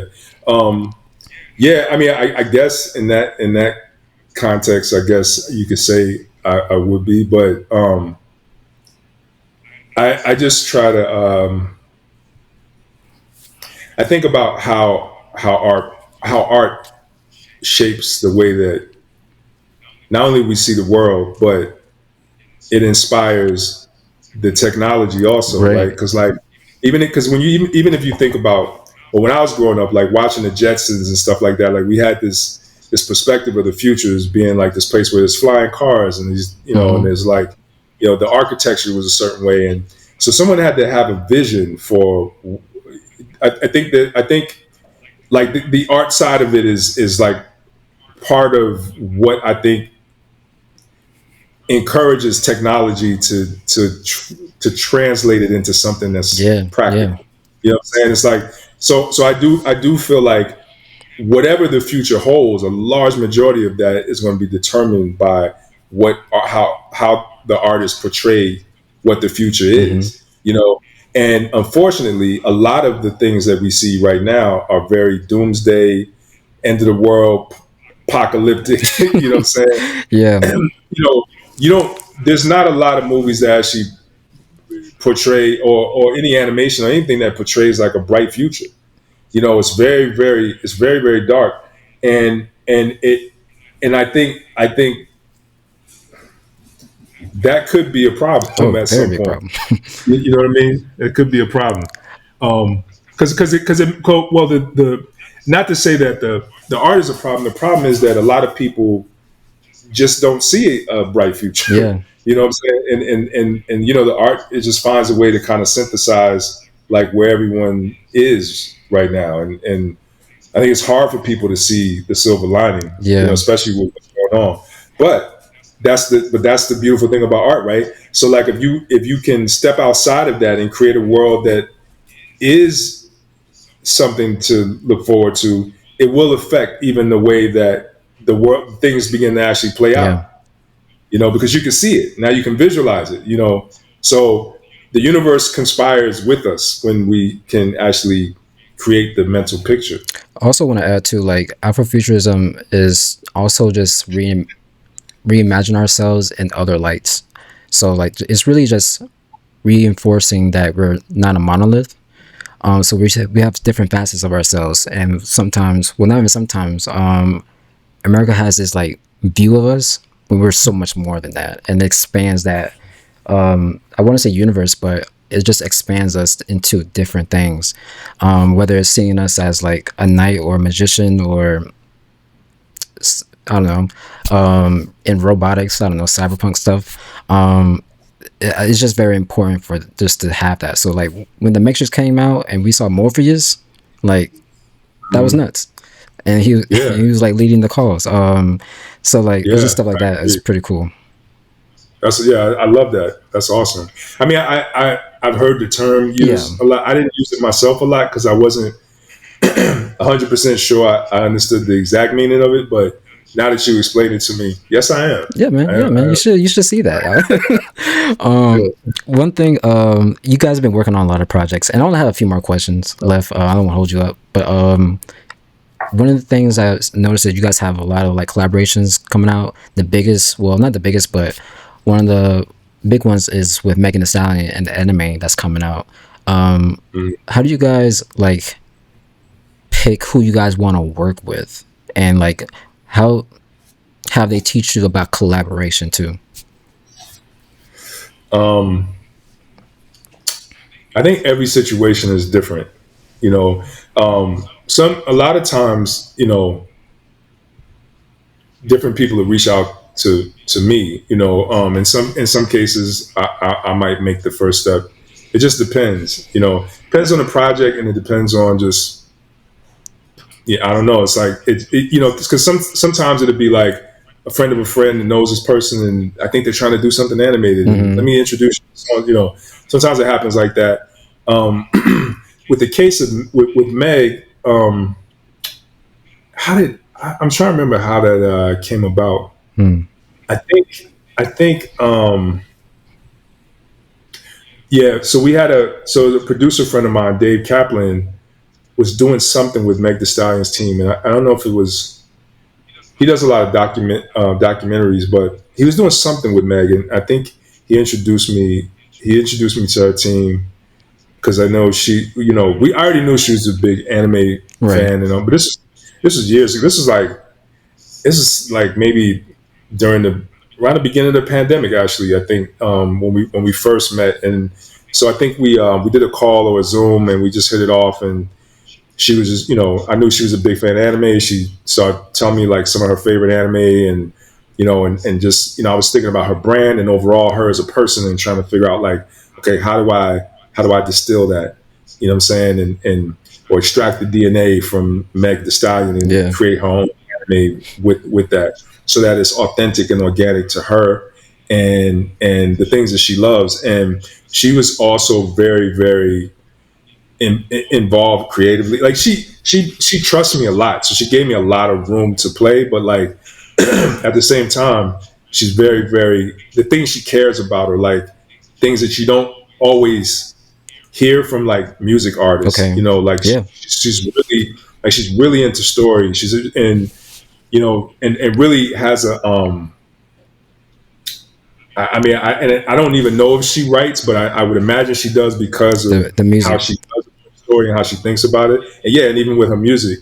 But she's like a really dope person to collaborate with. Every collaboration we had, and we've done like two music videos. One of them didn't air, and we're developing this series now. And we got something else possibly on the stove too. So she's just dope. I love working with her. Can you give us any details about the anime? I just have to ask. I can't, man, That's because I crazy. haven't. To be honest, when she announced it, Hmm. we didn't have permission from Amazon to announce. Oh, it's with Amazon You though. know, so, yeah, yeah, yeah. Okay. It is Amazon, Okay. but so I was actually a little nervous when I saw that she did it, because I was like, oh man, Amazon might be they might be pissed. But then I talked to Amazon, they were like, no, no, no, we're cool. They were cool with it, and but I don't want to push it. Yeah. Yeah. It was, Yeah. I'll be like, but I think we'll probably do something official soon. Hmm. You know, I got you. How do you feel about the rise of AI? Because I believe Hollywood has been using AI, and of course, like everyday people has now been like integrating AI in their workspace or whatever the case may be. How do you feel about that, and how it may affect future animations or future projects? yeah, it's a very AI is a very dangerous tool Yeah. in the wrong hands, I'll say. You know, but it's it's one of those things, man, where I don't necessarily demonize AI itself, because I at the end of the day, every technology is also created by people, right? And so there's this company called Runway. I don't know if you're familiar with them, Mm. right? But so they're an AI company, and they're working with a few Hollywood studios. One of them being Lionsgate, right? Oh. And so the idea is, what they're trying to do is basically they're going to feed all of Lionsgate's movies, or they are feeding all of Lionsgate's movies into AI, right? And then AI. Sorry, my dogs. So then AI is going to take all of that data, right, and basically create a more efficient way to produce these movies with less money and less people, Mm. right? So there's two problems. One is the short sightedness of the studio Right. in their desperate attempt to cut out people and do things for a cheaper cost, right? They're not, one, considering that everyone that contributed to teaching AI about how to make these movies with the movies that you have, I don't think they consent that there was any that they consented to you using it to teach AI how to cut them out of being, what I'm Yeah. saying, being a process. And that goes from the production side to the creative side, all of it. So there's already some, I guess, ethical issues there with how are you compensating these people that contributed to you finding a way to do it for less money and less people, right? Wow. So that's one thing that has to be figured out, and they're not thinking about. Well, if they are thinking about it, I don't know if any moves have been made to solve that problem yet. The other thing is, just as you start to create these tools to help you do things cheaper with less people, those same tools will be available to the people that you're cutting out of the process. Mm. So essentially, the creatives and anyone who wants to make a movie will have the same tools that Lionsgate has to make a movie. So they essentially will become Lionsgate, right? Mm-hmm. So now you're creating a scenario where this whole paradigm shift could be the downfall of Hollywood itself, because there would be no need for the Hollywood structure once they begin to go down this path. But I think what happens a lot of times is because they're so overly concerned with cutting costs Yeah. that they're not really tapped into the bigger picture and how it affects others, especially if you don't have to think about how it affects others. You know, so it could come back and bite Hollywood in the ass for that reason. Now, with that being said, right, I do think, man, we're actually working on something right now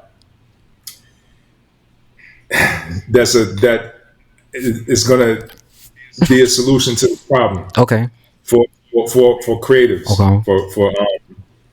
and which is going to empower creatives and actually give them a lot more independence, Okay. right? Okay. Because I think as we start to move down this road, there's not going to really be a such thing as employees anymore. Because if you think about it, I mean, like everybody at a certain point will just be working as an independent contractor, um, and there's some benefits to that, and there's a downside to it. But Hollywood, as the way we know it, all of that shit is shifting very very fast. I don't know if you heard about this showrunner uh, concept that I want to say, I'm not sure if it's Amazon. I don't know who's doing it actually, but I just heard about like the concept of it, and where like you can basically they provide these tools for you to like create your own stories, your own characters, your own worlds, and then Okay. make them do whatever you want them to do. Like you write your own script essentially, right? This is AI. Yes, Okay. AI is definitely an AI project, but I don't. What I don't think that because they're trying to create a more, I guess, immersive experience, Okay. for the viewer, where they can actually be a part of the story and help to tell the story. But to me, I think what makes social media so dope, right? Or why it has so many people on it, and why most of the eyeballs are there and not on the streaming, as many on the streaming platforms, is because it's not just you having the ability to tell a story and create content, right? You can also experience other people's content, their perspective and their point of view. I mean, their perspective and their experiences and how they see the world. Like, you know what I mean? Like I think sometimes you want to just watch a movie and see what this person wants to say to you. You know what I'm Mm-hmm. saying? And not doesn't always have to be a choose your own adventure, or I got to make the decision on what this character should do. Sometimes you want to just experience the mystery of what is this character going to do, Mm-hmm. right? And so I don't know.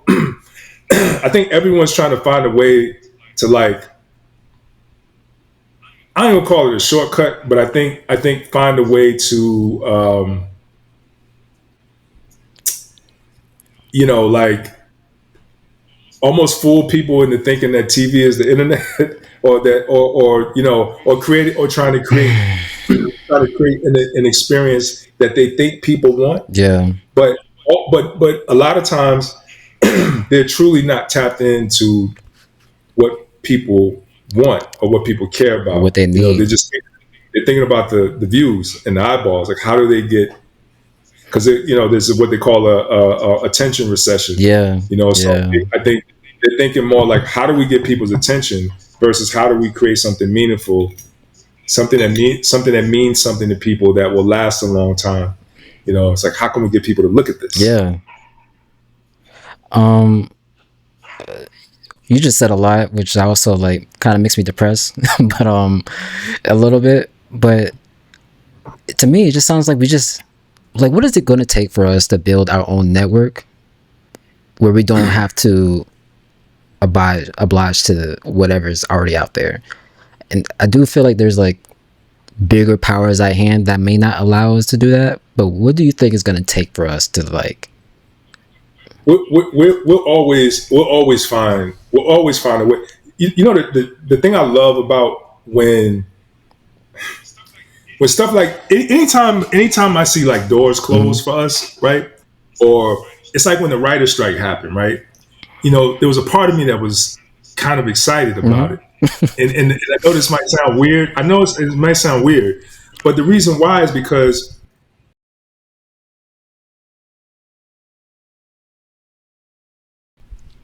that discomfort is going to push you into a place that you might have not thought about before, right? So like sometimes, right? Even Or it's even usually just going like to push you with into Trump a or place anything, where you're any gonna crazy shit find that's a going new way of on, doing stuff. where like you You know what I feel mean? like the world is being turned upside down. There's usually an opportunity even there. when the strike happened, I wasn't. There was a lot of people that was like, "Oh, when the strike is over, things are going to go back to normal." I was telling people it's not ever going to go back to that. Yeah. This is the time where you start really thinking about new ways to do stuff. And how do you create a situation where you don't have to worry about a strike happening? I mean, No. you won't have to strike because you won't have to convince someone that you're worth.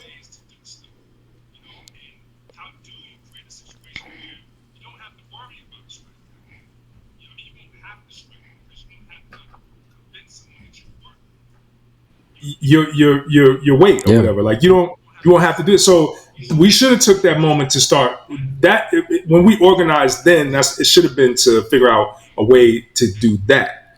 So but instead, anyways. And that's not to take anything away from the fight, because I do feel like, yes, we should fight for what we Absolutely. deserve, what we earn, Yeah. right? At the same time, we should be figuring out a way not to ever have to be in this situation anymore, Yeah. right? So Even with I say this that, AI I say that to situation, say, right? because AI is artificial intelligence, right? But that's mental intelligence. So what we've been doing already in society is basically being robots a lot of times. If you think about most of the jobs that we do, anything that requires memory that a robot can do, right? We were essentially doing repetitive jobs that essentially was human beings being more like robots than it was anything, Yeah. right? So I feel like when as technology starts to evolve and AI becomes more prominent in our lives or whatever, and it does take over some of those tasks that we would consider, you know, um, that would require mental intelligence. I think it allows us to expand more of our emotional intelligence and actually begin to think outside of the box a little further. Because at one point in time, even being a podcaster wasn't a thing. That wasn't a job. It wasn't, you know what I'm saying? Like that was kind of Now there's unheard so of. much revenue coming into that. Like, Right. So we found a way to take that platform, right, and create and monetize it and figure out, but I just say that to say that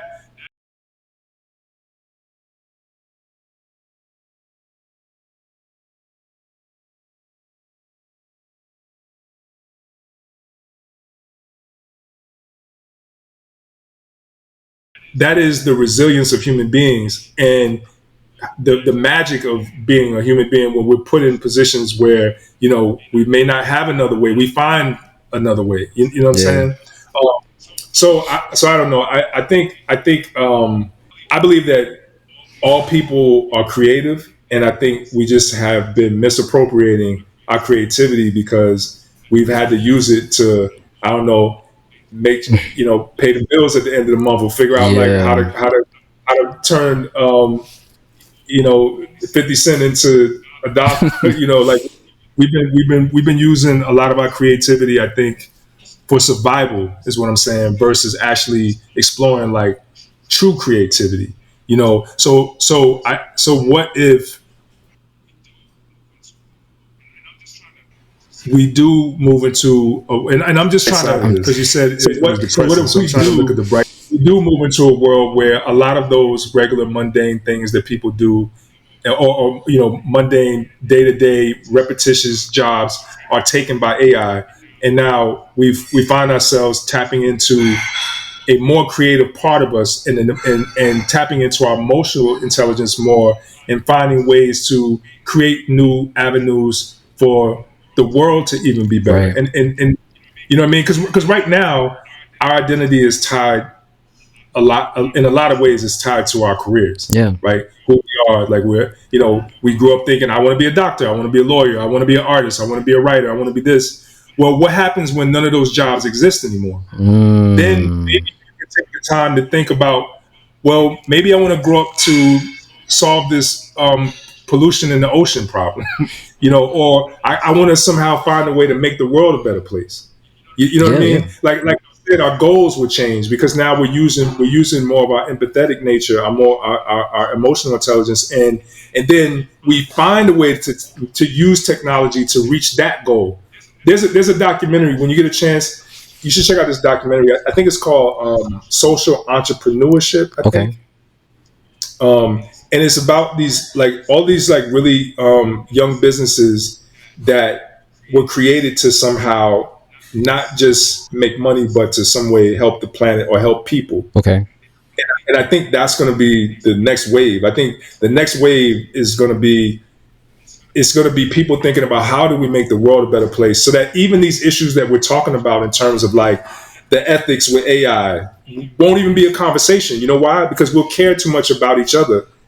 You know what I'm saying? We'll care too much about the world to even that won't even enter in. But when people are just driven by money, yeah, AI is dangerous. Yeah. AI is really dangerous because because no one's thinking about how it's affecting the well-being of people or the planet. And that's all capitalism for that matter. Like, I don't. I anyways, don't think they care. To be honest, I just don't. I don't think they care. I think it's gonna be, not to get, well, I am gonna get dark. I think it's one of those like Hunger Game. It's gonna turn into a Hunger Games situation where the rich stay rich and they just watch we just end up becoming poor. Well, that's why we got to create shows not like the Hunger Games. Hunger Games. We got to create some shit where we see some good things happen. That's right. And then maybe, I'm just saying, then maybe we can use that as a reference, because we'll begin to look at the world differently. We'll begin to look at each other differently. That's why I say, bro, what we do, it's been reduced down to entertainment. Like, they call it entertainment, but it's so much more than entertainers. I'm talking about us, any creative, and I think all people are creative, but anybody that's actually in a position where you can tell a story to be seen by the world, you have the ability to affect the way that people think and the way people feel, and you can inspire. You know what I mean? So, like, I believe that, like, it may sound crazy, whatever, but I believe that honestly, like we can shape the future by what we create with the art. Mm-hmm. Well, I do agree with you. The Matrix came out in 1999. They told us back then. I just, we're still doing it. I don't understand. But well, I mean, but yeah, I don't know. But I don't know, man. I think when I start thinking about it as a whole, it could get overwhelming. Like, when you start thinking like, well, what am I, just me, going to be able to do to stop this machine from moving? When you start thinking about it like that, it's overwhelming, and it'll make you get to a point where you're just like, well, fuck it. You know what I'm saying? But I just try to think, like, even if just you, if you can change, if you can just even affect one person, and I know it might sound cliche or weird or whatever, but like, I do think that, like, what do they call it, like the 100 monkey theory or something like that, where it's like, I don't know if you ever heard that, where basically, like, probably, where like they studied, like, they had like monkeys on different side of the different side of the planet, right? And they taught this one group of monkeys how to use some type of technology to get food. Okay. I can't remember what it was, or some type of method to get food. And they adopted it all the way on the other side of the planet because it was enough of them. Yeah. It was enough of them like somehow connect and have an effect on the entire species, which is really an interesting idea when you think about it, right? So like Mm-hmm. it doesn't take everybody getting on the same page, but I feel like if some of us can start to spread a more positive outlook on the world, you know what I'm saying, and be able to create content that gives us a visual so we can see it, then one movie can affect millions of people. That's true. That's true. You know, I didn't expect this conversation to be this long, but I got to like we went down a rabbit we hole. did, but I only have like maybe 2 or 3 questions left. But what I'm hearing is that we should create our own platforms. Creators should just create their own stuff instead of like waiting for others to give us the opportunity. And I believe we are stepping that space, but even you talk about like I forgot what you said, but it just made me think about how like I've been wanting to create a publication of my own, music publication, but it's going to be venture out to like a Rolling Stone level where we do talk about politics and movies and stuff like that, but the focus is going to be music. But I more so just want to talk about actual, well, of course, the music that affects society, but bigger issues that are going on in the world. And that's like a dream. That's like a dream project of mine, is to actually come out with a magazine or a zine that talks about that. So you just sparked more inspiration for me to get it done. So I think it's a dope idea, and what's funny is that I'm telling you, man, it's people are dope, man. Like there's a shift that's happening right now, I believe, where even people are starting to like print is starting to like pick up in I sales love again. print. You know what I Yeah. mean? I think especially for people who just grew up, for like younger people that just grew up in the digital world and they don't really know anything about like actually like having to like turn It's pages so but being important, like man. so people are starting to like realize how special and important that is, and that experience, right? Just smelling the pages, like all those things contribute to your experience. And so I think you're going to see even down to animation, bro. I don't know if you heard, but Disney is about to start doing 2D animation again. Really? Oh, yeah. Okay. Okay. Yeah, and Pixar is coming out with their first 2D animated movie. Oh, So wow. they're even That's interesting. yeah. So like so I think it's like it's a pendulum, man. It's like, oh, the CGI works. Everyone, let's go this way. And they did that. Disney fired like 400 animators, 400 2D dope animators, right? So they can go the CG route, right? As soon as they start taking hits and movies ain't really sounding like they. John Lasseter said years ago. He said they could put out stick figures, right, and still do a story that resonates with people because it's about the story, So I feel like if that is something that you want to do, I feel like you should go for it, and I think you should definitely do. You should do. It should be a zine, like it should be actually a print, and I feel like that is going to come back around too. I think in a big way. I think honestly, like a lot of stuff, not just for the nostalgia of it. I think just the Yeah, experience. that's what it is for So, me. Just the experience. because after a while, right, it does become a little bit more special if everything we do is virtual. If everything we do is through a screen, this does have a little bit more of a special, Yeah, purpose now. Like it's like it means a little bit more. You know what I mean? Or drawing, or actually drawing on a piece of paper. Like I draw, like I do digital drawing most of the time, but I keep a sketchbook around. Always. I keep yeah, this. I mean, this covers off, um, but I keep them around, man. I keep one in the car. I keep one in my bedroom. I keep one in my office. that's Like dope. because I just like to feel the paper. I like the way the pencil feels against the Yeah, paper. yeah. I've been getting into reading books a lot more too, so it's different from reading from my phone or through, let's say, an iPad or whatever. It's you feel more connected. Yeah, I agree. Yeah, better for the eyes too. So, um, Yeah. and another thing, I think I just got 2 more questions. One of the questions I forgot to ask earlier, which was, I always thought animated movies had a better way of storytelling where live action just can't match. What do you think it is about animated movies where live action movies can't can't do? Well, I don't know. I mean, nowadays, I mean, live action movies can do a lot, Hmm. um, but I do think that there's a magic to animation. You know, meaning like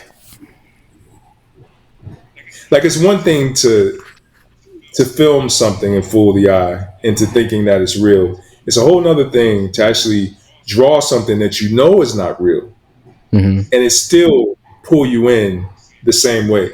You know, so there's it's it's already it's already a step away from reality, right?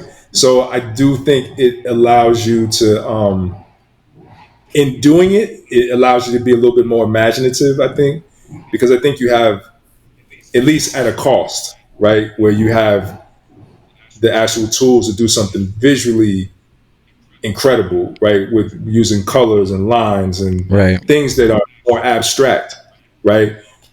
You can I think there's some crossover now between like animation and live action where like you can kind of do some similar things, but that's because you're bringing Hmm. those animation elements into live Yeah. action.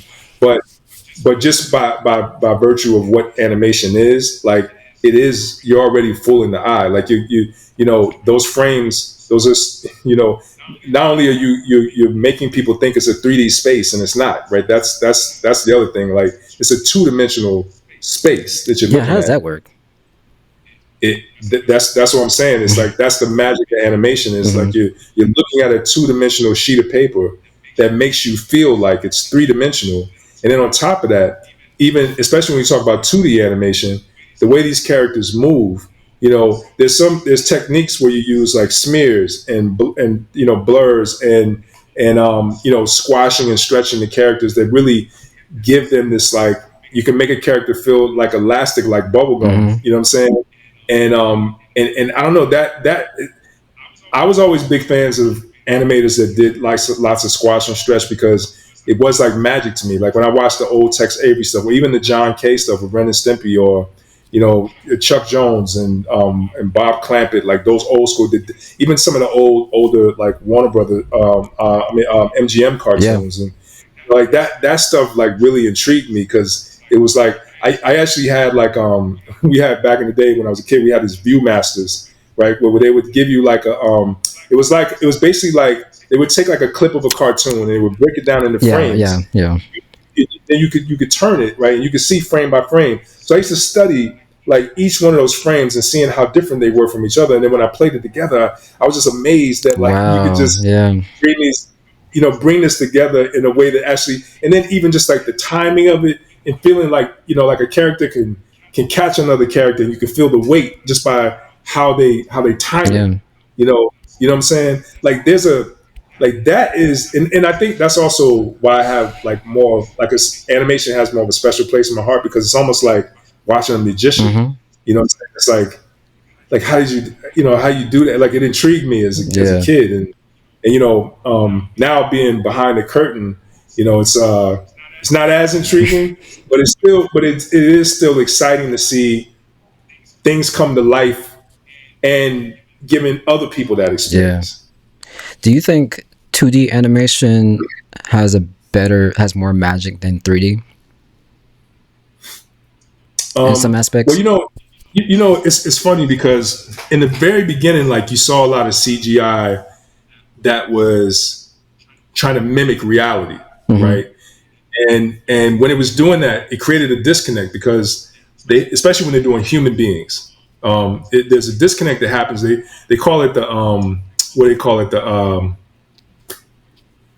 uncanny valley is what they call it. Like when you're so close to realism, but it's not real. So it creates a disconnect for the viewer Mm. because it's not so. And a lot of times that happens in the eyes. Like if you watch a movie like Polar Express, Okay. right, which was a great movie. I mean, it was technically what they did. I just mean like Yeah. technically Mm. what they did was pretty amazing. There's a lot of people that put a lot of hard work into it, and I never want to, you know what I'm saying, but they came so close to trying to mimic reality that they created that uncanny valley so you couldn't connect to the characters. You know what I'm saying? And that's a big problem. So like even you watch like Lion King, which technically is amazing, like the new Lion King was saying, Oh, I haven't seen it's it, but mm-hmm.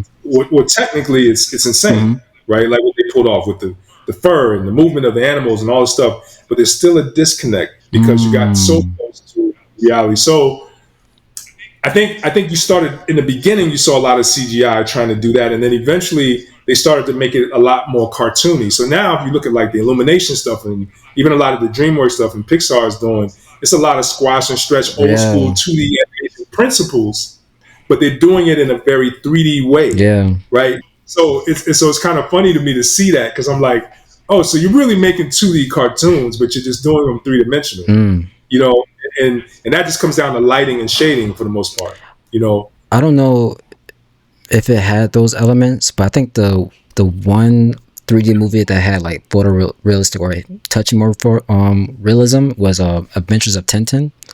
Me and my brother talked about that a lot and how good a movie that was.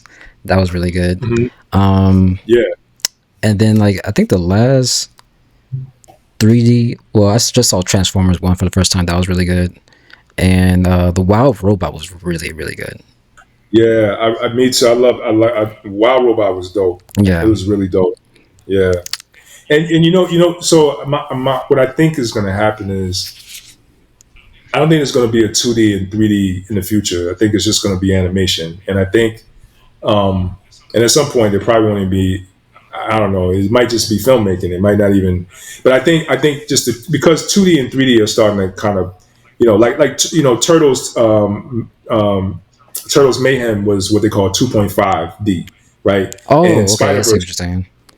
yeah, Spider Verse was 2.5D, Okay. right? It was kind of they had some 2D elements and they had some 3D elements, and you know what I'm saying. So eventually, those terms I don't even think you're going to use anymore. I think you just use whatever tools best tell the story that you want to tell. You know what I mean? Okay. So you won't even have to fit into those. But that's what I think. The direction I see things moving in now, I think you're not going to have to fit it into a box like Okay. I that. see. You know, Okay. even Disney going back and saying, "Oh, we're going to do 2D movies again." You know, it's like, but that's also like that's a business. You know, if they were looking at it purely from a creative standpoint and the vision of the visionary behind the story that's being told, you would just use whatever lends itself to the story the best way. Mm-hmm. You know, you won't have to necessarily make it a mandate. You know, or say like, I'm only doing this kind of movie. You use whatever medium works to you know Yeah. to paint a picture. You know. Um, that's how I see it. That's why I feel like that's the direction I feel like we're moving in. I want to use this time to like lift up other creators. Is there any black animators or creators that you feel like are just really dope that you want to shout out? Oh yeah, I mean, there's a lot of them. Um, uh, some people I know them by their Instagrams, Mm-hmm. uh, but I would definitely shout out Chase Conley, Okay. who's Oh really yeah, dope. yeah, yeah. Yeah, he was my first character designer on Black Dynamite. Mm. Yeah, he was but I think he's incredible. Shauna Mills goes by Lazy Mills. She's really dope. Um, it's an artist named Cortland, who's really really awesome. Like you go on Instagram, you see his work. I mean, there's a bunch of them, man. Yeah. A lot of guys that we work with. Uh, I mean, except now, like if I go down this road, I got to name everybody. Um, You know what I'm saying? But there's a ton. I mean, Chris Copeland is an artist I really like. Kari Randolph is really dope. Sanford Green is another, not animator necessarily, he's a comic book okay. artist, but he's really dope. I'm a fan of so many people, That's man. dope. Uh, my wife is giving me. Okay, I got you. I'm sorry. Well, if anything, if you just give advice to creators who are, people who are want to create their own stuff, what advice would you give to them? Um, if you're trying to get into the business, I would just say definitely have some thick skin and don't take anything personal and pick and choose your battles. Hmm. On the creative side, don't listen to people's advice. Right. Do what feels right to you. Even me saying this, you don't have to listen to that either. But I just mean like, there's a path that somebody took and it worked for them, but it doesn't necessarily mean it worked for you. And so I say, try to find your own way on the creative side, but on the business side, a lot of people go into it with bright eyes like me, and really just excited about the opportunity and not really prepared for the other side of it. And the politics and the business side of it can be sometimes really brutal.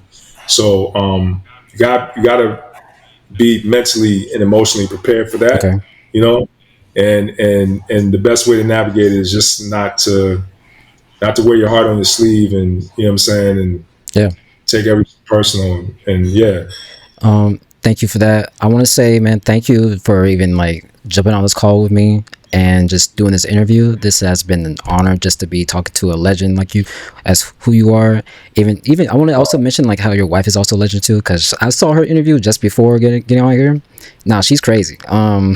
Like she does amazing work, but man, I just want you to know that where you're leaving a legacy, and you're studying building and creating amazing projects, and like it gives us hope and like expanding our imagination. I just want to say thank you for doing that, and just also don't stop. But I don't think you ever will. no, But no, yeah, thank you for giving me a platform to share anything, honestly, and we just getting started. yeah, Wait till you see where we about to go, bro. man, I'm excited. It's crazy. Like I'm sometimes like, man, is this really happening? Because for so long this has been a dream of mine. But like, Yeah, we about to go crazy. All right, absolutely. I gotta hop off.